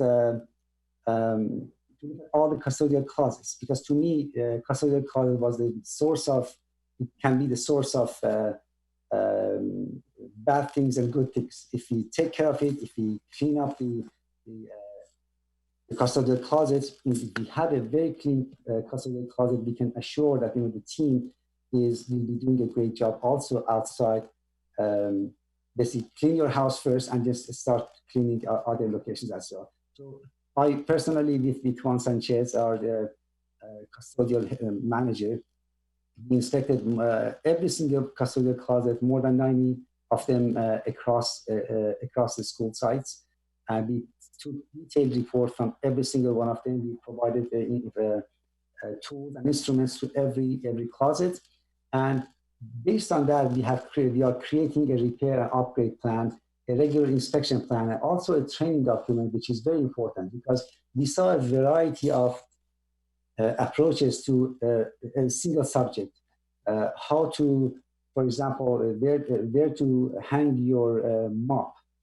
Some people put it on the ladder, which is against the law. Some people put it on the floor. Some put it against the sheetrock. And a simple thing could be a complete training process that we are going to put in place. In the past few months, we were able to acquire 7 units of electrostatics sanitizers. This week, we acquired 2 more of the Clorox machine. The total is about 9 units right now. And we have put an order for 10 more of the one which is in green, which is a backpack version. So we can have 1 per site and for 2 per sites for high schools and other smaller locations, 1 per site. These expedite the disinfection process. They are great units, and they basically use very small particles and cover the surfaces. We have a number of upcoming projects. I think the most 2 important ones are one of them is installation of hydration stations at Amador. We just completed all the discussions and negotiations. Today I received the complete map of where the units are going to be installed. I added actually 1 more because the one area did not have enough. So in fact, today I increased this one to 8 units. And they are going to be starting on next Monday to install and finish it up before end of June. The other important one I want to mention is repair and maintenance plan for Harvest Park boilers. The Harvest Park boilers, they were not functioning for 10 years. For 10 years, the supplier came in and did not do the right thing for us. And this is when we discovered, it was again before the COVID-19 started, we discovered all the issues about this, and we pulled out all the contracts, pulled out all the invoices, pulled out all the work order we should have completed, and the work was not done properly. And the gym was constantly cold during the winter time. It was at 40 or 38 in the morning. It was unbearable. We are working again through Van Pelt to get some help over there and see how we can address this situation at Harvest Park and basically have a better plan in place. We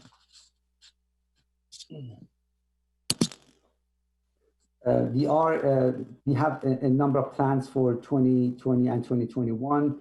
We want to have a detailed long-term maintenance plan. We are going to put that together. One of the most important things that we want to put together is preventive maintenance plan. We have not had a good preventive maintenance plan in place. We have been lacking substantially in that area, and I'll talk about that in Let me actually go to the next slide and come back to this. These are some of the issues we have had at various schools. At the top left, you will see this is the floater in the pool at Amador High School. It was completely corroded. It was not oiled and lubricated properly and timely, and it caused a major damage to the electrical room and to the surge room. The most important thing actually we lost in this incident was thousands and thousands of gallons of water, which basically we had to empty from the surge pits and the electrical room to be able to just go in and fix the problem. Otherwise, the cost of this unit itself is like $1,000 or something like that. But otherwise, but the most important thing is the water that we lost. But again, based on this, I have put a plan in place to see how we can have weekly, monthly, and as needed basis maintenance in place. On the top right, you will see the gutter at Pleasanton Middle School. This has not been, as you can see, it is completely filled up with dirt. It's not only leaves. That means that's the result of many, many years of neglect. At the bottom section, you will see that is Lidexen, which was, we were very, very lucky to have this one found by Van Pelt and the team. They found it and they fixed it very nicely. It's professionally done. It is now fixed. So basically two of these three, they already have been fixed, as I'm presenting to you. And for the third one, which is the gutters, we already have a plan to address that. One of the most important things, one of the most important things also for me was looking at the work orders and work order management. When I joined, we had over 1,500 work orders, and a lot of them unfounded, a lot of them things of the past, which was preventive maintenance. So we have closed almost more than 2/3 of them. We are down to about 300 work orders. I'm still working on cleaning up, and as we open up the schools, we are expecting more work orders because people are going to place more work orders as they come to the campuses. And creating a better relationship and a stronger relationship with the city of Pleasanton, having implement tool inventory management. We don't have a tool inventory management at this point, and I am very keen in putting this in place very quickly and very methodically. The innovation plan, that is one of the plans that we are going to have as we started already. And last but not least, professional development plan, training, shadowing, job shadowing for all the MOT staff, whether in the grounds or whether in the maintenance or other departments. There are areas that we should address, and we are unable to do a complete and comprehensive job at this point. There are painting of interior and exterior. A lot of jobs we have received after we have come back from COVID are related to the interior, and we are not able to do all the interiors. We don't have the sufficient resources or manpower to do that. We can do partial, sporadically, but it is not something that we can do systematically all across the system. Asphalt and concrete work, more of them. We have done a few, but we want to do more of them across the school district and also at district office as well. We have many vehicles that are old and dilapidated, and they are not really, it's not really professional at all to have them even and use them. So we like to do that. And again, thank you for allowing us to buy a bus and replace one of the very old units that we have. We like to have a system-wide key management access points. We have had a number of breaking in during the COVID and during the shutdown by people who have access to the keys, and this is not really an acceptable situation for us. The field upgrade and repair, again, this is a long project. We are going to have plans and do in stages. We cannot do all of them at the same time, as much as we like to do that.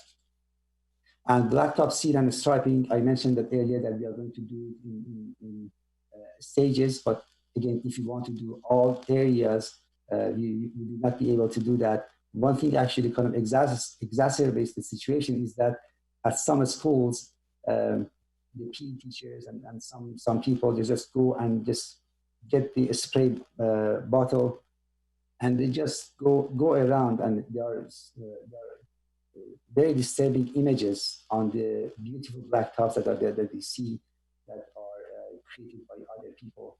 So we want to put a policy also in place that not everybody can start painting the ground, basically. There are a number of challenges that we have. I think, if I'm not mistaken, this is my last slide, and I will be open to questions afterward. There are, again, the older and neglected facilities. These are some of the challenges we have. We have a large backlog of orders, of work orders and projects. We are moving forward very slowly and reviving some of the projects that we have not completed for a couple of years, I would say, and completing them. We have already completed a large number of projects that were from 2016, 2017, and we were sitting there and not being done.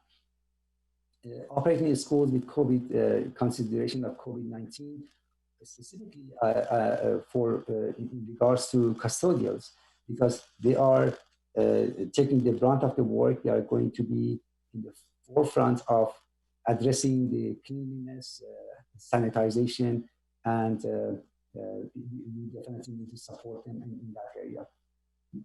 Instilling the culture and plans for preventive maintenance. You saw some examples of it, and this is something that we really want to instill in the minds, in the activities that people are, and plans that we are going to have.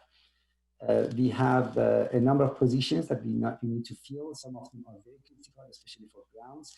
And this is something that we really need to address very quickly. I have not been successful to find the right candidate, the qualified candidates, and that's very critical for me to make sure the person that we are selecting and bringing on board are qualified candidates. Developing a strong team culture, this is very important. I believe the team definitely will benefit from addressing accountability, efficiency, effectiveness, working together. These are the things that definitely our team will benefit all across. It doesn't matter which team. All the teams are, I would say, they will benefit from improving in those perspectives. Improving customer service and responsiveness. I like to make sure that we are a customer-oriented organization. We want to make sure that the customers are happy, and we can address the situations and things that we are requiring professionally and in a timely manner. And the last but not least is providing regular updates to the requesters, to the board and the community, and make sure that we show the good stuff that we are doing, but we also show the challenges that we are facing and the problems that we are facing, and we can basically, in all honesty, we present the whole from A to Z to the requesters, to the board, and also to the community. Again, thank you so much for giving me the opportunity to take some of your precious time, and I am open to questions.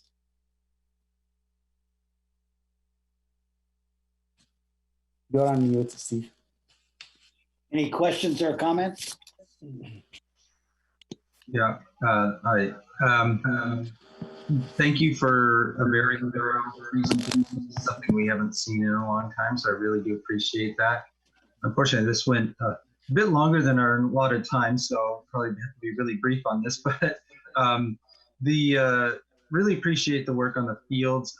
I was at the Hearst fun run this year and watched a little boy trip and fall in one of the ground squirrel holes and twist his ankle. And so this is a real safety issue that we deal with there. So that's great. And I appreciate the cleaning of the custodial cabinets, because I I know how wasteful it can be if we have stuff you can't find and everything.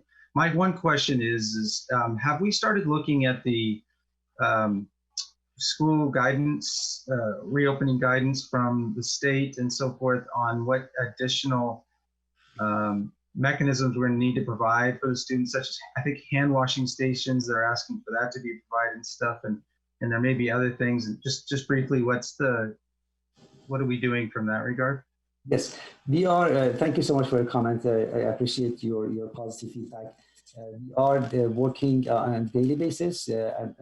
Myself, Amy, Director of Purchasing, Janet Wolfinger, the Coordinator of Purchasing, and Juan Sanchez and Ahmed, we have all been working diligently on a daily basis.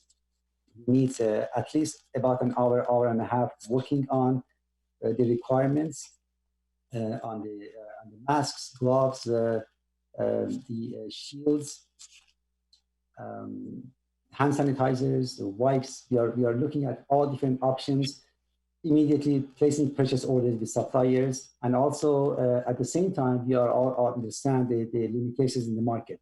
So we definitely are working on it. We have created substantial documentations, and we are reading through the literature from all different places that they have published. So from OSHA, from Department of Education, Alameda County of Health, and we are collecting information to ensure the direction and the way we are executing the plans will be acceptable.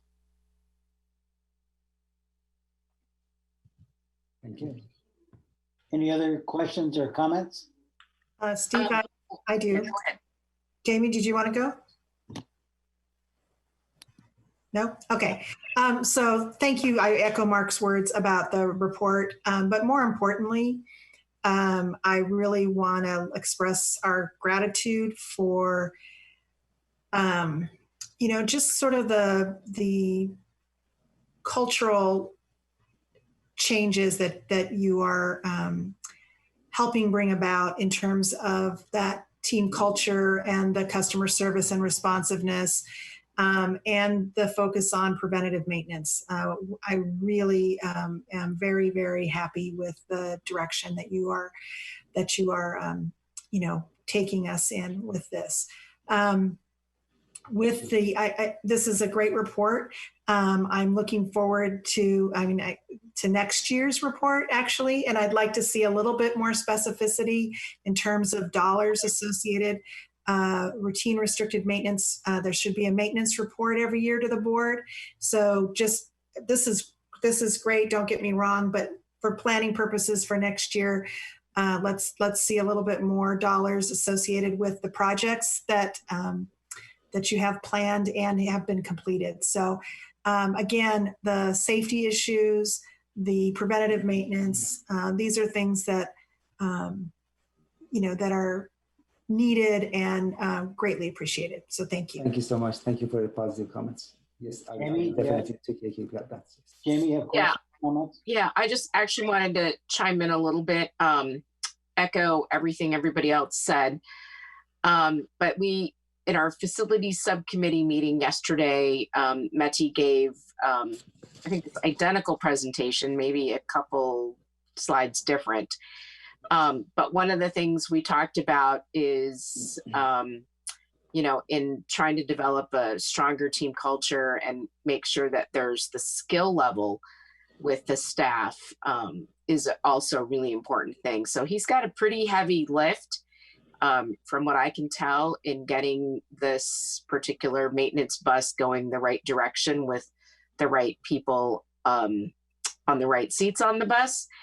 And, I think this is a really good start, but I think it's important for us to always to mention, like Jonah's saying, where these dollars are coming from, because as we're making cuts and people are seeing, oh, they're painting this and they're cementing this and they're, they don't understand that a lot of times that it's from a different allocation of funds that we have in our district that's specific to this routine maintenance. So I think we need to always be really clear in that communication so that we don't get criticized unduly. Thanks for all your work, Mehdi. Thank you so much. Yes, absolutely. Yes, this is a very, very important note that you have mentioned, Trustee Larson and Trustee. Valerie, you have any comments? Yeah, I just real quickly. Yes, I agree. This is a great presentation and a great plan moving forward. Thank you so much for everybody, all the work you put into it. And I think regular updates to the board on this type of thing is important. So I hope that'll continue, and that's wonderful. The one comment I would like to make, because we do hear it and we will hear it more as we go, the upcoming budget cuts that we're going to have to make are things that we can, postpone for a while. The painting comes in mind, and I don't think it's in the, I think it was one of Meti's slides there, but not on our slides, as one of our challenges. And things like that, we know from past experience, because that's what we did. We postponed all of that. So during the last big budget cuts, but when you do that, you have dry rot, you have moisture damage, you have, if you're not keeping up with painting. And I think people need to realize that maintenance issue is really important to our structural buildings. You have a lot of structural damage that costs us a lot more money later than it would have been to just simply paint when we needed to paint. So I think those are things that we as a board and as a district need to remember going forward. And we need to make sure we, inform the community that those are things that, yeah, they don't seem that important, but they really are. And I appreciate everything you've done with this. I think it was great. So thank you. Thank you so much. I appreciate that, Trustee Larkin. Okay, Mary, I'd just like to probably speak for the board, because I've heard all the comments, but thank you. And for the short time that you've been here, since January, and then you throw in COVID, I'm impressed how you've really captured your department by what's needed, what is happening, and then your explanations and your communications to the board is vital. And I think everybody has stated that. So thank you. And we look forward to future reports. Thank you so much. I'm honored to be here. Appreciate that. Okay, next we move on to 12.3, is discussion and possible action to approve the measure I-1 bond implementation plan. And Marty, what's yours? Or Ahmed, I should say. Yeah, thank you. After a short intro, I will turn it over to John, our Director of Facilities and Construction. So back in October, November, when I was brought on board, the district had previously done a considerable amount of work to bring the bond program where it was. And we know that these bond programs require a considerable amount of planning, design work, and going through a lot. And the district had done a great deal of that. But there was a couple of pieces that we were able to finalize in those months that were critical. One of them was bringing on a professional construction management team who would have the bandwidth and the experience to take this program and really own it and take it. And so we did that with the hiring of Van Pelt Construction Services, and we're going to hear from Eric shortly. In addition to that, we were fortunate enough to pick up a strong bond program manager in our Director of Construction and Facilities from Fremont, and that's John Chwastik. And so with that, we have an extraordinary team that's going to really be able to carry the work of the district to the finish line and do a great job. So with that, we have updated some of the planning work, and I'm going to turn it over to John and Eric for them to go through that with you. John? Okay, thank you, Ahmad.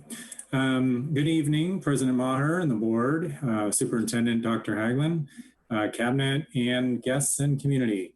Tonight, we're going to be talking first about the Measure I-1 bond implementation plan, which has been continually developed since Van Pelt's been here, and we've been working together on it quite a bit. We've presented it to the facilities subcommittee multiple times, and now we're bringing it to the board for action. And so it's not something completely new. It's really just building upon what the decisions the board has made over time. Everything from the passage of the November 2016 bond Some changes with project scopes and funding was added, and also the 5 major projects at Lydex and Hart, Foothill, and Amador. So one other thing that we've added to this implementation plan is a program contingency, which equates now to about 5.2 million. And this will only be drawn upon by board action. This is not something we will draw upon as needed. So you will see when that would ever be used. But it's a very important part to have in a bond program because something comes up that's not known. And as you go through the bond program, you can actually start spending it down as time goes on depending on if bids come in low or if they come in high or what have you. So you can actually supplement projects as you go through the bond. And so that's a very good feature. Let me see, we've also been working together on the Measure I1 scope with the operations and maintenance projects. And you heard much of that, or some of that anyway, with Mehdi's presentation tonight. So there is that coordinated effort that we're doing to really have a unified front with just facilities and everything from start to finish and maintaining. So that's really good. The implementation plan is a living document, and we will be bringing it back to the board if anything significant changes on projects that would affect any of the project budgets that are in it.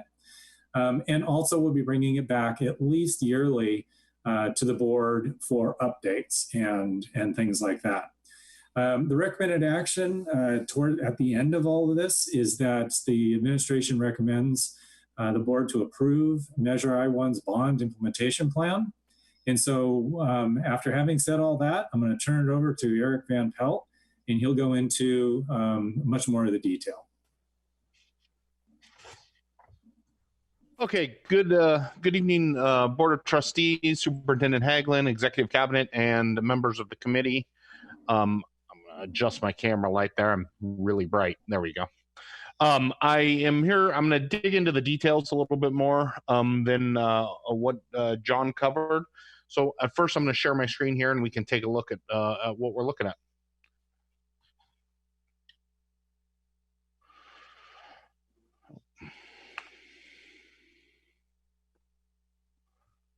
So this first document that you see in there is the PUSD Measure I1 implementation dashboard. So what the goal of this document is to give you a quick overview and look at the funding status for Measure I1.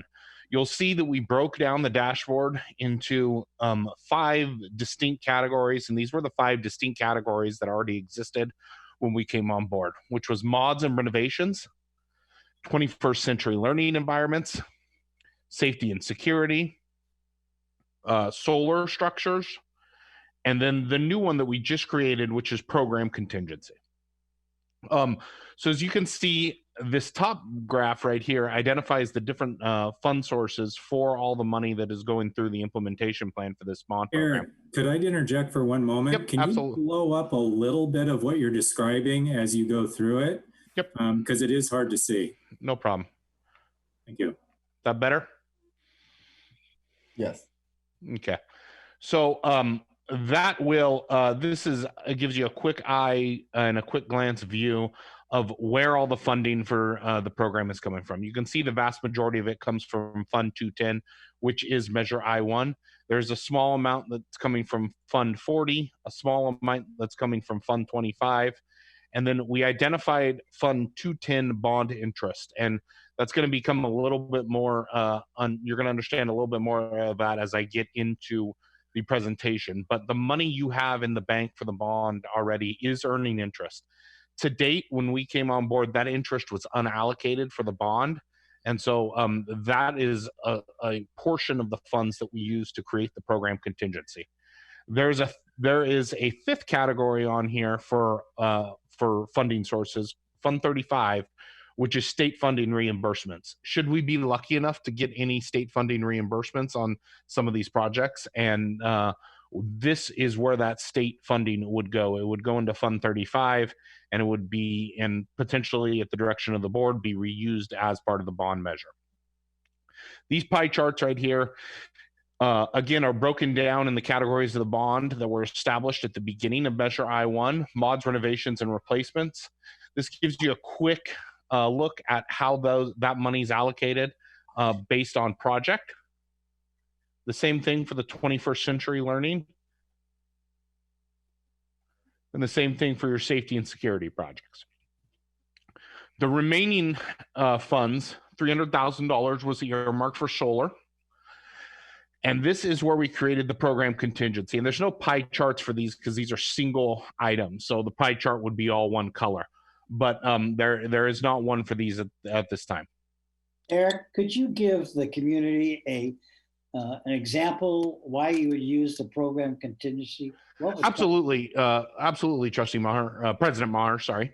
There's several reasons why you would use the program contingency. So the first would be if you have a project overrun. So if you do, inevitably we will have a project overrun at some point on this project. So what we want to do is if we have a project overrun, we want to be able to fund that project and complete the scope of that project with creating as minimal effect on the rest of the projects of the bond as possible. So I'm going to give for an example. If we're building a building and there is extraordinary circumstances that cause us to go over budget, unforeseen conditions, items like that cause us to go over the project budget. If you don't have a program contingency, that money has to come from somewhere in the program. We'd have to identify another project to take those funds from and apply them to this project. With the program contingency and establishing that, should one of the projects go over budget, we can pull from the program contingency without creating a domino effect down the road on other projects in the bond program. Additionally, as the bond program progresses, if say we're doing pretty well financially, and you guys are starting to see the bids that are coming in right now, that we've gotten a few good bids in the last two months, and say we get another year and a half down the road, and this program contingency is at or larger than what the amount is right now, at the direction of the board, we could apply that money to one of the existing projects, or we could create a new project that still fits within the bond language and the goals of the bond. And we add to that contingency, I said if it's at or above, because the goal is to keep this steady at or above as long as possible. So we add to that contingency by a project were to finish under budget, like we've had some good bids on the HVAC and the roofing so far. We would add the money that we were under that budget to the program contingency. Additionally, we've been talking about interest. We're going to keep continuing to earn interest as the bond goes on, and it may not be as good at the clip that you were earning interest prior to the COVID-19 and the other world issues that are going on that are causing market instability right now. But you will earn that interest as the bond program goes on, and that money gets rolled right back into the program contingency.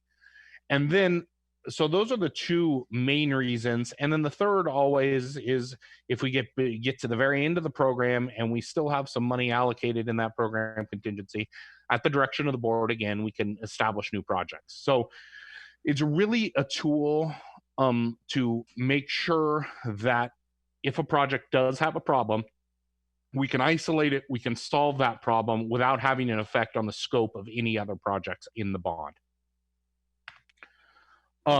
Thank you. So this is the dashboard. No problem, sir. This is the dashboard right here. And I'm going to go into the implementation plan right here, as you can see it. Now, again, I want to echo what Ahmad and John said here about the actual numbers. The only numbers that have changed on this since October is the establishment of the program contingency. And you can see that we established it with $2 million from Fund 21, and then $3.18 million from Fund 21 bond interest earned. So we used that to establish the program contingency. And that $2 million from Fund 21 came from the Upgrade HVAC Fund, which, as we just talked about, we've seen some significant bid savings in the last the last 4 projects that we've bid for that in the last 2 months.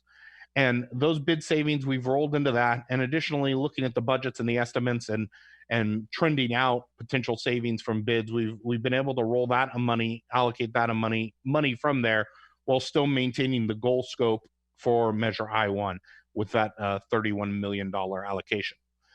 So that really is the only change to any project budgets you're going to see. The $3.1 million of bond interest, again, is something that was never allocated for prior to John and I taking the reins here.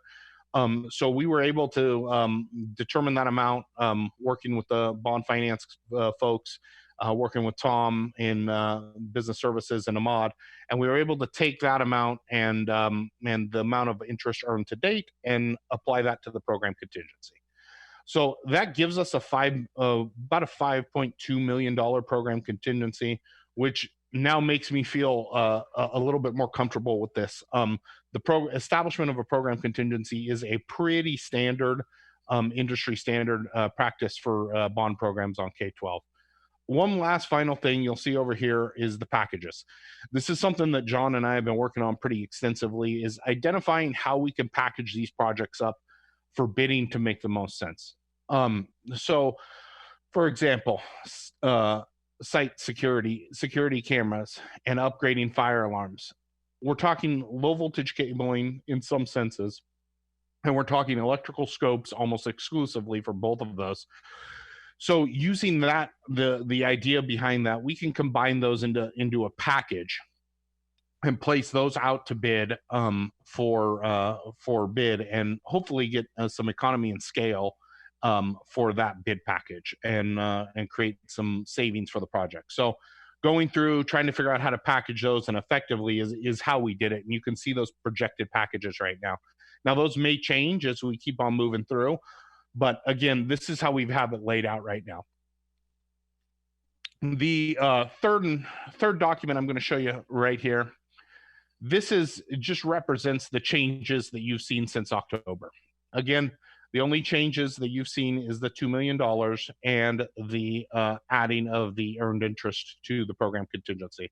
So we just wanted to be real clear, very transparent with any of the changes that you might see, so you understand exactly where that money is being allocated and what projects it's been worked on.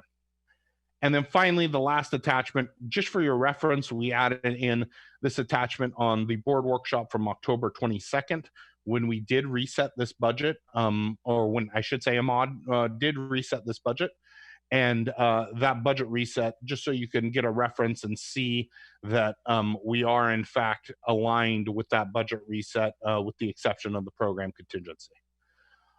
So that, I tried to dig in a little bit deeper to give you guys a little bit better idea of what this implementation plan is, why it's going to be a very important roadmap tool. We're going to present it in the same format that we're presenting it today to you at least once a year as things change. And again, just to touch on how what John said in the beginning, none of the project budgets will change without board approval. So we will not draw against the contingency without speaking to the board first, explaining to them of the draw on the contingency and why we want to draw on the contingency and taking direction from them.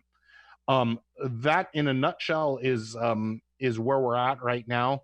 I'm happy to take any questions or any comments from the trustees or any staff members or public. Okay, are there questions? I don't have any questions. I think this is awesome. I love the numbers, love the budget, love the transparency and that type of thing. So thanks for doing this. Joan?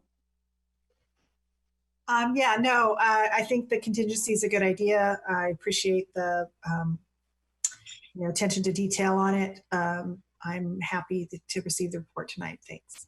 Okay. Valerie? No, great presentation. Thank you for all the information. Okay, Jamie?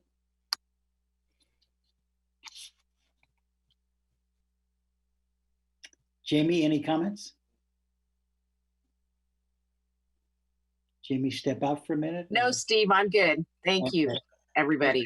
Okay, and I'm good too. Just one, what I did like, Eric, what you said is that the contingency fund is drawn from certainly the interest that was made. So we have more money than we thought, a little. And also from things or items that came in that were under budgeted. Is that correct? That is correct. Yes, sir. Yeah, great job. Great job. Okay, any other? And we need to have a motion to approve? Yes. Okay, do I have a motion?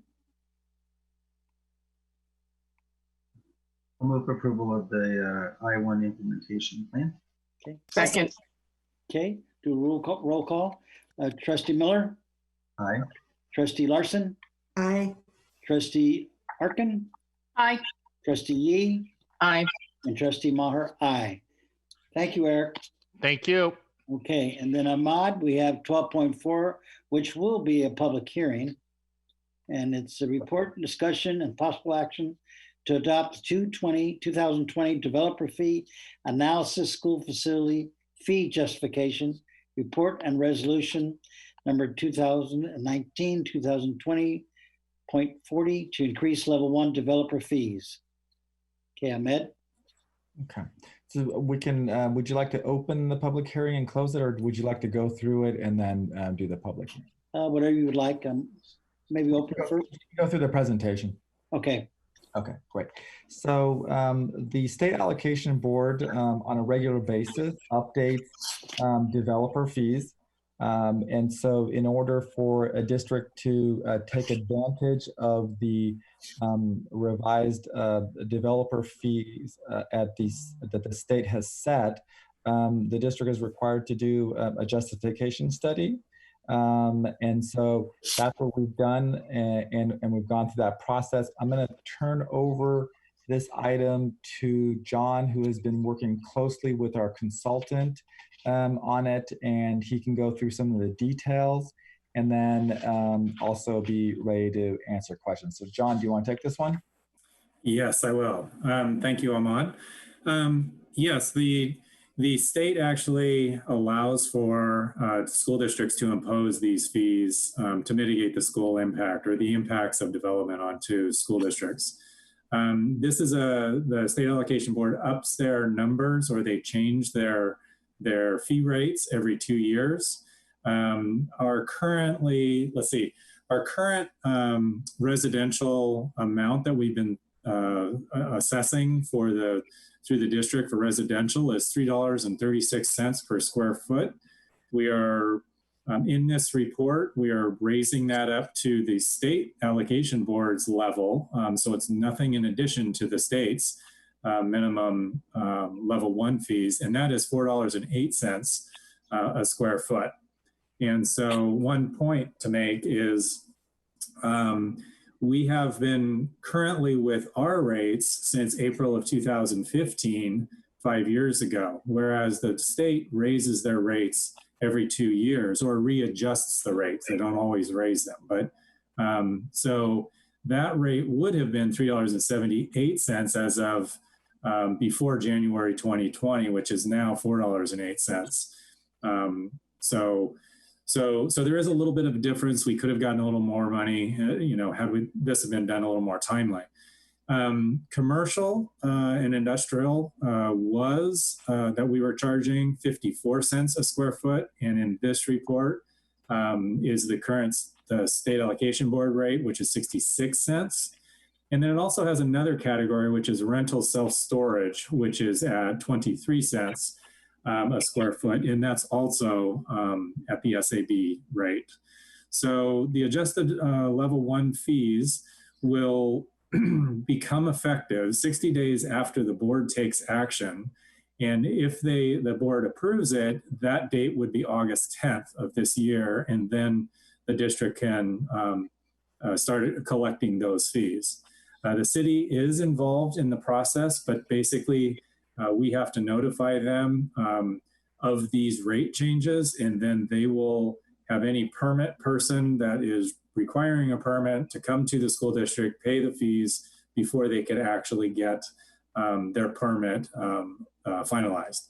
So our consultant, who Jared Anderson is working with, and I'll turn it over to him in a moment, he's with School Facilities Consultants, and they're also looking into level 2 fees if the school district is eligible for them. We don't know at this time, but should we be, then we will bring that portion back to the board as well.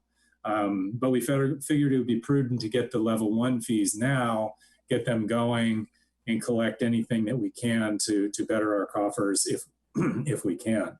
So our recommended action tonight is that the board approve the 2020 Developer Fee Analysis School Facility Fee Justification Report and the resolution to increase the level 1 developer fees. Now I'll turn it over to Jared to talk a little bit more about the differences between level 1 and 2. And there is a level 3, but it's very unlikely we'd be collecting that. So I'll turn that over to him. And Jared, if I missed anything, please fill something in, and then we'll open it up for questions. Sure. Can everybody hear me okay? Yes. Okay, great. So as John said, my name is Jared Anderson, and I work with School Facility Consultants.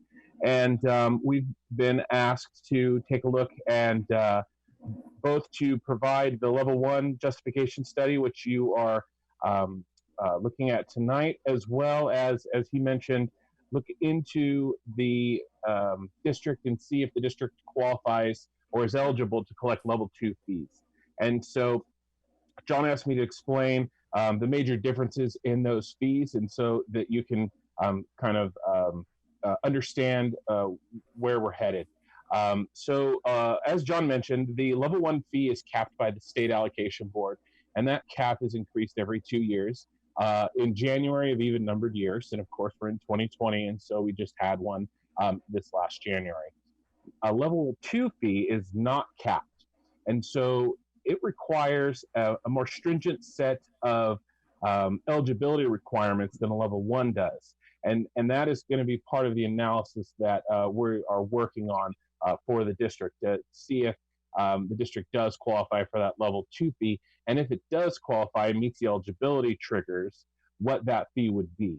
And so along the same lines that the level 2 fee requires more stringent eligibility triggers, it also requires more stringent calculation factors and what we as consultants are allowed to use for various variables within the district. And so it's an important tool for the district to use to make sure they're maximizing their developer fees. And as John mentioned, there is a level 3 that is contemplated in the code, but that requires an even more extenuating circumstances in order for those to be able to be levied. And at this point, we don't see that is likely very soon. So we're going to be focusing on the level 2, and over the next couple of months, we'll come back to the district with our analysis on whether or not those level 2 fees can be assessed by the district. And those level 2 fees can range anywhere between right above the level 1 to several dollars higher, or there's a really wide range, and it just comes down to the calculation factors in that analysis. One thing that I wanted to just clarify with something that John said, the residential fee is of course 408, and that's a state allocation board level. The commercial industrial is also the 66 cents that he mentioned. I just want to clarify the rental self-storage, that is specific to your district, and the factors that came up for that are district specific.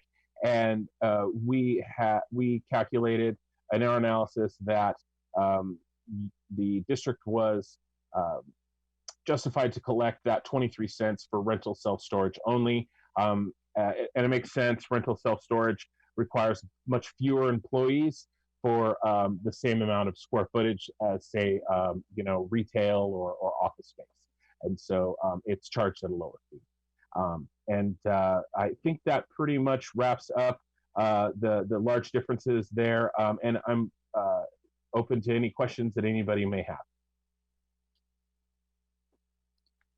Okay, Ahmed, should we open up the public hearing first before we have questions from the board? Yes, please. Okay, I'd like to open public hearing. Patrick, do you have anybody on? No public comments at this time, Steve. Okay, hearing that, I close the public hearing. Okay, now I'll see if the board has any questions or comments. I was just wondering, Jared, if you could just give an example of what the what did you call it? The eligibility requirements are for level 2. I know this was a big thing in Dublin Unified when they were having so much building and they couldn't keep up with the schools, and there was a huge amount of advocacy that the assemblywoman at the time and some Dublin board members went to the state allocation board to make a case of changing some things up. So could you explain a little bit more about that and why you even are looking into us at getting level 2? Sure. Well, the main reason, to answer the second question first, the main reason that we're looking into level 2 for the district is we want to make sure that, you know, and per staff's recommendation, or request of us, that we want to make sure that we're levying the most appropriate amount for the district for developer fees. And so level 2 fees are an additional tool available to the district, and we want, and the district, and we want to make sure that we are using those tools to our fullest ability. And as for your first question and what some of those eligibility requirements are, there's several, and the big ones at first that the district would have to qualify for is a certain amount of debt to assessed value. So if the assessed value of the district is, and a ratio to their debt, so we're going to be looking at that. Another one is the amount of portables versus permanent classrooms that is on district campuses. So again, that we're going to be looking at that. And then also the how recent the district has passed a bond, general obligation bond. And so all those factors are kind of flags or triggers, and they trigger a yes or no for whether the district is able to collect. And then we'll go into a more detailed analysis on what that fee may be. And so there is, and it is possible, although it is not common, that a district can have the flags be on or triggered to be able to collect level 2, but the calculation of the level 2 is lower than the level 1 ceiling provided by the state. And so in those cases, you know, where the district, they could charge level 2, they'd remain under level 1 in those cases. And so there are situations where that happens.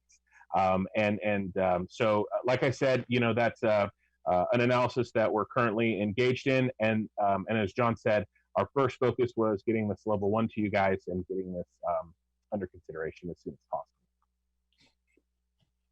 Any other questions, comments? I have a question. So also isn't level 2, I mean, level 2 in general is for, as Jamie mentioned, usually fast growing districts that have capacity issues, you know, and I think one of the requirements for a while, I don't know if it's still true or not, was whether or not you were running multi-track, you know, education cycles. So I'm wondering, my question is really just more of current events. So is there any conversation at the state allocation board for changing any of this based on the fact that we are likely to have different requirements related to physical distancing with COVID as we start school again? Or are they as status quo from their point of view? That is something that we're looking, that we're constantly looking for as a firm. And we're keeping eye on any changes relating to this. I think it's a little new for it to filter down into the developer fee levels at this point. But I do know of several discussions that are beginning to take place in that regard. Probably more specifically towards state funding. The developer fees and the state funding, as you know, the state allocation board, they're intertwined. And so that a change at that level may require some code changes, maybe, and some statute changes. And so, you know, we're definitely keeping an eye on that situation. But at this time, it doesn't look like much is being is going to be changed anytime soon, at least.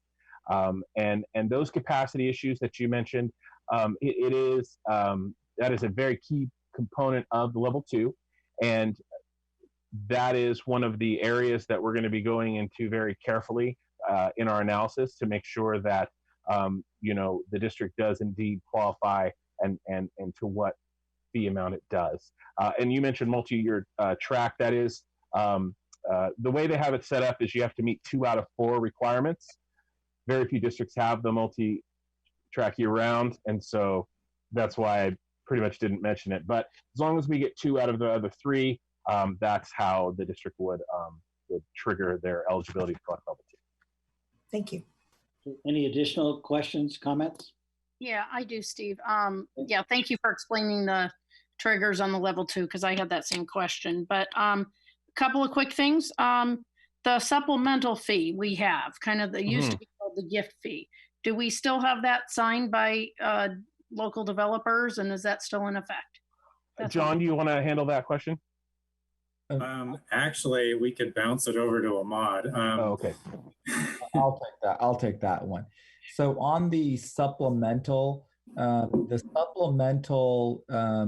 would only apply to any developer which enters into an agreement with us and voluntarily through that agreement agrees to pay that supplemental fee. At this time, we're no longer assessing that, and with the changes that are going on, we will just be assessing the level 1 at the $4 level once the 60-day passes. The only area the supplementals will get assessed is with any developers we have an agreement with. Mm-hmm. Okay. And the other question I have is on the board packet on page 16, there's a table of the, I think that is the units, the housing units over the next 5 years. That is the most recent information we have. Is that correct? Yeah, so I'm not sure exactly. I believe our table 1.8, is that the footnote under table 1.8 that you're referring to? No, table 113. Got you. Yeah.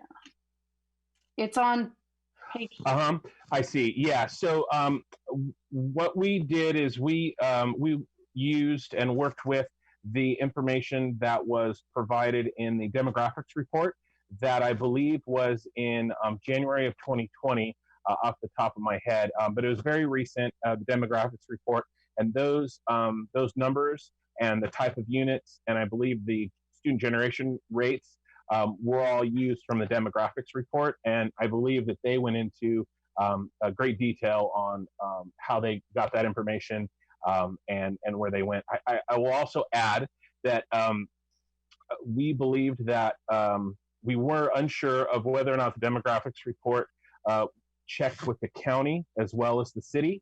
And so I did an additional analysis to ensure that there were no units expected from the county as well. And so to answer your question, yes, we do believe that that is the most updated information. However, as everybody knows, a lot's changed and is in the process of changing with COVID-19, and it may cause some delays or some changes in terms of building construction. And the nice thing is that, you know, we're going to be looking at this analysis every 2 years at least. And if we implement a level 2, that's actually going to be looked at every year. And so changes for forecasting for construction, those will get incorporated as the district updates their report. Okay, thank you. Any other questions? Okay. Just a quick comment. So I think some people in the public might think that we get a ton of money for this and should be able to fund all of our schools and stuff. And I believe the current balance in the fund is $5.12 million. So just this is really a drop in the bucket for us, unfortunately. But anyway, I'm very supportive of the addition.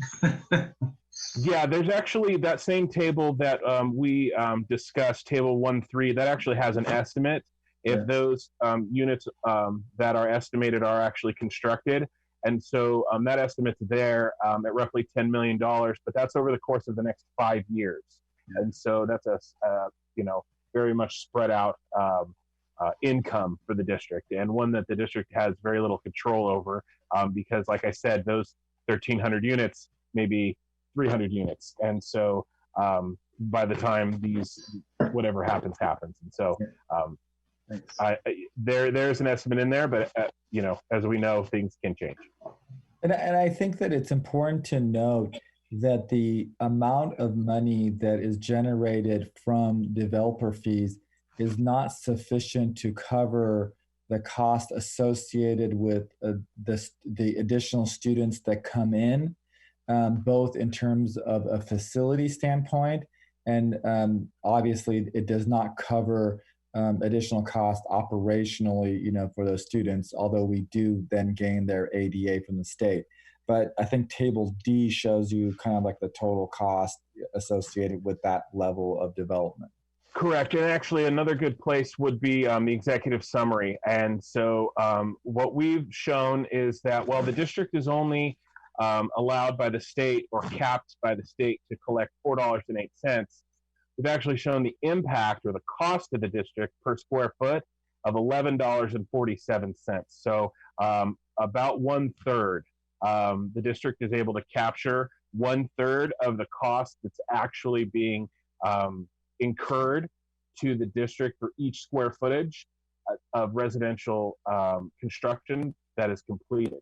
And so, and that $11.47 for us is an indicator that perhaps there is an opportunity for level 2 students because of that large disparity between the cost to the district versus what the level 1 through the state allows the district to collect. And in addition to that information there is what we would take to some of those larger developers and negotiate with. And so we would say to the Ponderosas and to the others is that, that this is the true cost, that if you want to build such a large development, it's the $11 that's really that we need to collect to be able to manage those additional facilities. You need a motion, Steve? Yes, I need a motion.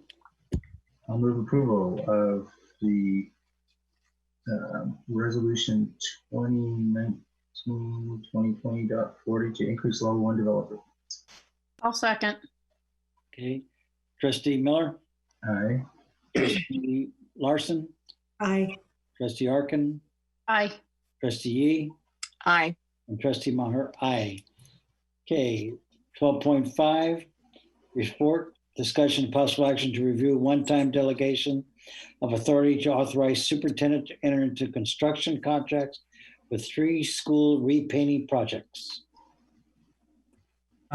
Before I turn this over to John and Eric and to give you the details, President Maher, I just wanted to really clarify that all our schools need painting. We identified the 3 what we saw as the higher priority projects to move forward.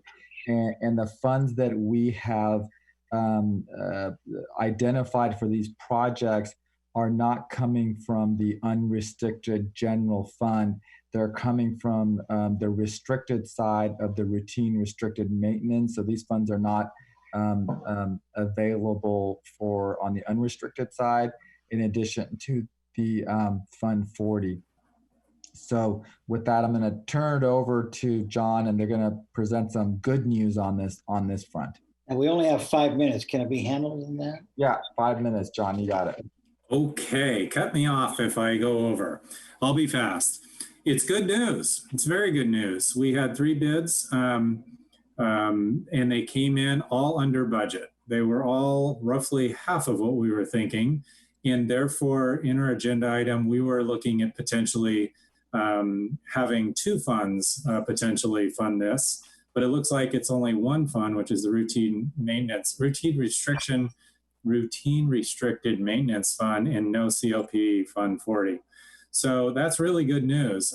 We also had on the elementary school on Valley View, Vintage Hills, we had 17 bidders. On Pleasanton Middle School, we had 12 bidders. On Amador Valley High School, we had 13 bidders. A few on some of those actually decided to withdraw. So what we're recommending to move forward, actually we're recommending the delegation of authority for the superintendent to issue these contracts or sign these contracts up to a certain amount of 1.2 million. But the good news is the overall, let me look at my numbers here. The original up to 1.2 million was the budget. Our bids came in about $469,000, almost $470,000. But we also have soft costs. So when you add those in, which is about 100,000, we are actually under budget by about $130,000. Excuse me, $630,000. So we're hoping to ride this wave for our next projects even that go out to bid. And hopefully with Amador and also Foothill, the new buildings there, we can capture some of the savings there in the next few months. So overall, very good news. Let's see, bids came in. We did identify these are the 3 schools that had the most need. So we didn't just pick any schools arbitrarily. Another thing I wanted to mention is painting is actually a preventative maintenance feature. It's adding protective coating and sealing any gaps in any structural members or things that will start causing mold and deteriorate the buildings at more of a rapid pace. We're finding some of that in the projects as we move forward, especially so far with the roofing projects and HVAC. But I'm going to call out Pleasanton Middle School just for a moment, because even though most of that campus is concrete masonry unit block, so it just needs mainly a cleaning and a seal coat to preserve it, it's the beams up above. There's glue lam beams that the sun has really, really deteriorated any of the coating they have. So this is really a preventative maintenance thing to do. And with the prices that came in, it's really a good thing. So the goal of these painting projects as well is to work together with operations and facilities to paint 2 to 3 schools per year over the next 5 to 7 years, and the goal is to paint all the schools by that time frame. So let's see, I will move on to the recommended motion, which is administration recommends the board approval of the one-time authority for the superintendent of up to 1.2 million for these 3 schools, which is actually, it's going to be $600,000 less than that amount. Okay. Is there any comments or questions? One question I have, when will they start? The reason we are going for the delegation of authority is as soon as possible. We got the bids in last week. We're going through the vetting process of the bids. We're making sure they're submitting their paperwork. And once that's all in place, we'll give them the notice. We'll sign the contract. We'll have the superintendent sign the contracts, give them the notice to proceed, and they will start immediately. Okay. So within a month? I would say that's accurate, yes. Okay. Hey, any other questions, comments? Do we have a motion? Yeah, I'll move approval of the one-time delegation of authority to authorize the superintendent to enter into these construction contracts for the 3 schools for painting. Okay, I'll second. Okay, thanks, Valerie. Okay, Trustee Miller? Aye. Trustee Larson? Aye. Arkin? Aye. Trustee Yee? Aye. And I myself, so carries. Would you like to add some time to our board meeting tonight? We have approximately 17 minutes left and about 35 minutes worth of items. I'll move, we extend the meeting to 10:30. I'll second. Okay, Trustee Miller, Aye. Larson, Aye. Arkin, Aye. you, Aye. Maher, aye. Okay, we'll go to 10:30. Hopefully we'll be a little quicker. Okay, item 12.6, report discussion and possible action to review one-time delegation of authority to authorize superintendent to enter into construction contract for new security fencing at Pleasant Middle School. John, please continue the good news. Okay, I'll do it under 5 minutes. More good news. Under budget, and I'll just go straight to the cut. Under budget by about almost $200,000, just shy of that. So we did get 3 bidders, not as many as the other. We're still going through the process of the paperwork. That's why we're asking for the delegation of authority. Let me see. Negotiations. I'm just going through some of my notes here. I'm sorry. And then we anticipate coming back for the board ratification of the contractor's contract at the June 25th board meeting. So that would be, that's it. Recommended motion is for the administration recommends board approval of the one-time delegation of authority to the superintendent to enter into a construction contract not to exceed the project budget, construction budget of $570,000.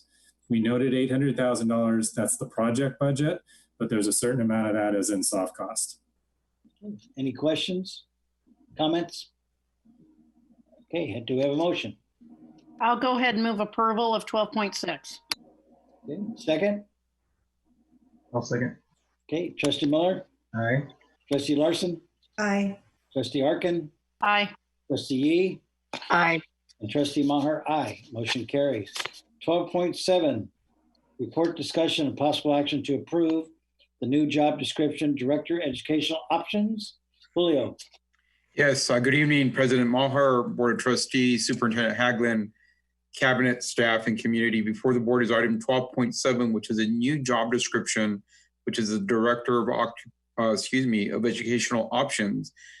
This position is being created, but we are eliminating 2 management positions, and this position is absorbing the major functions of those positions. We are eliminating a management position at the DO, as well as the principal at the continuation high school. The district will see a savings of between $145,000 and $160,000 with the elimination of those positions and presenting this job description. The key functions will be overseeing the village high school, continuation high school, as well as designing a K-12 virtual academy, as well as re-envisioning the independent study program, as well as our home and hospital. We recommend that the board approve this new job description. Thank you. So Julio, just a little clarification. We're not eliminating the principal of the village. We're just combining a job and they still have a principal? So no, so the director of the educational options will serve as the head of the village continuation high school. Therefore, there will not be a need for a principal for that school. And she'll act and do all the responsibilities of a principal there? Yes, sir. Any other questions? I don't have a question, but I really, really applaud the administration for this solution. I think, we really do need this position, especially now for the education options piece.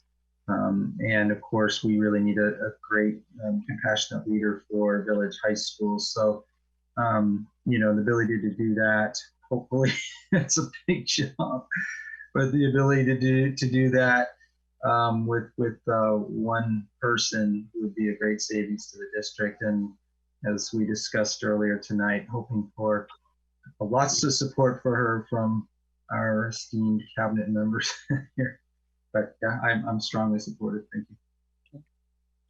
Any other comments, questions? I have one question, another question, Julio. Will her office be at the village site? That is the plan, President Maher, that would be her office location. That may change, but there is at this point, that would be her location. Okay. To be on campus. Good. Okay. That's correct. Okay. Any other questions or comments? Okay, do we have a motion? I think, did Mark make the motion? No, I just said I'm strongly supportive. I will make the motion, which is to approve the new job description for the Director of Educational Options. I'll second. Trustee Miller? Aye. Trustee Larson? Aye. Trustee Arkin? Aye. Trustee Yee? Aye. And Trustee Maher? Aye.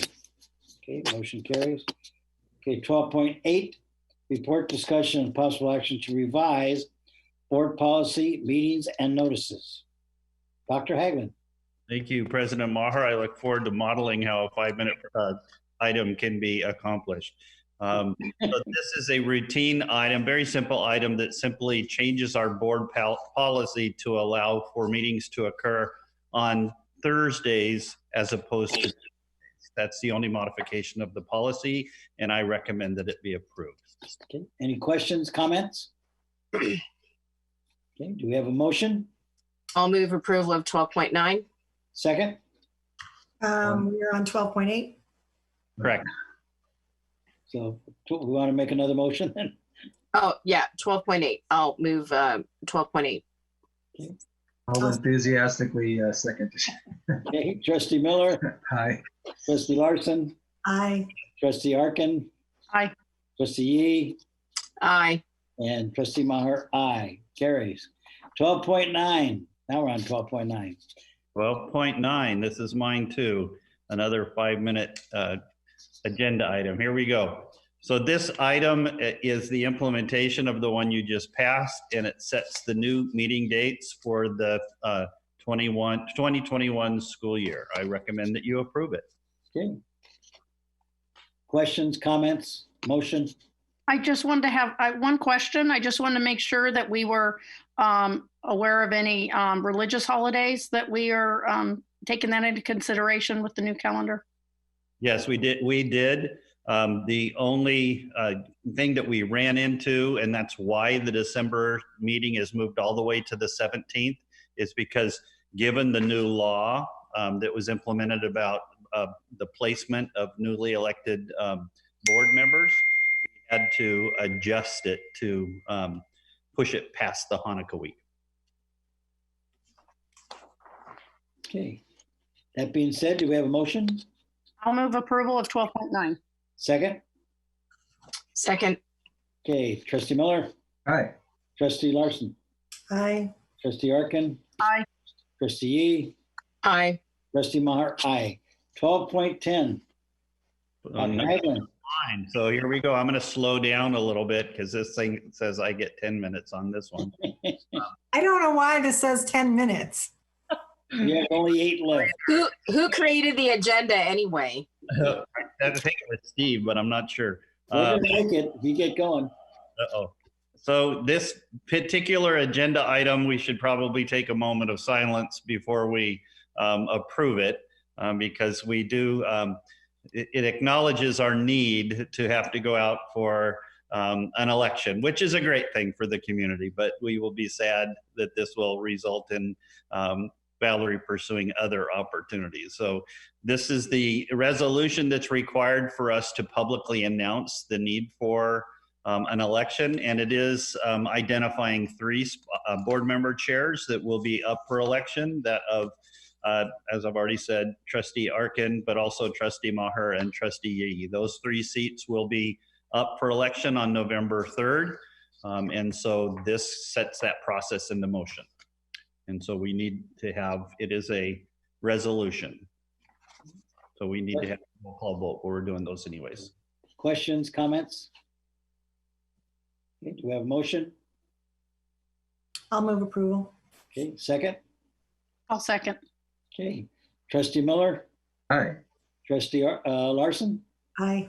Trustee Arkin? Aye. Trustee Yee? Aye. And Trustee Maher? Aye. Okay, any board requests or anything?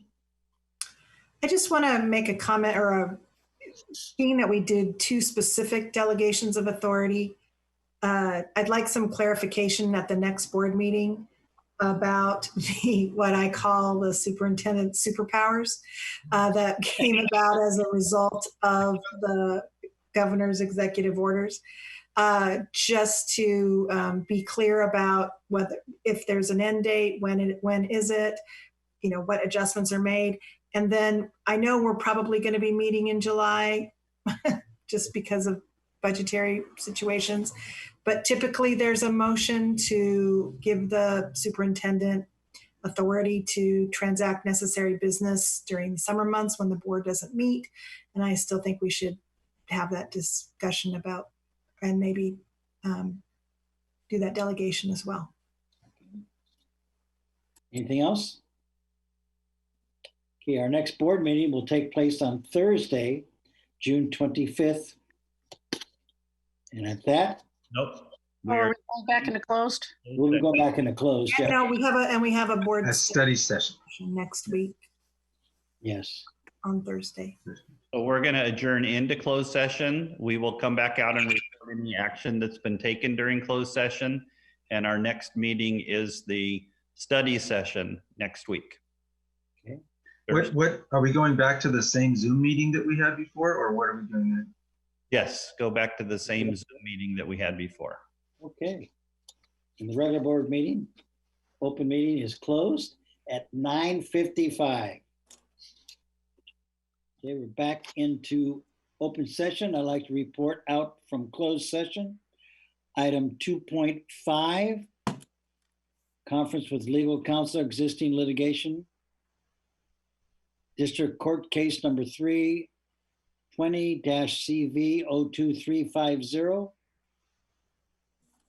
We, I guess, voted 5-0 to accept the recommendation at a cost of 0. Is that it, Dave, you think? That's it. Okay.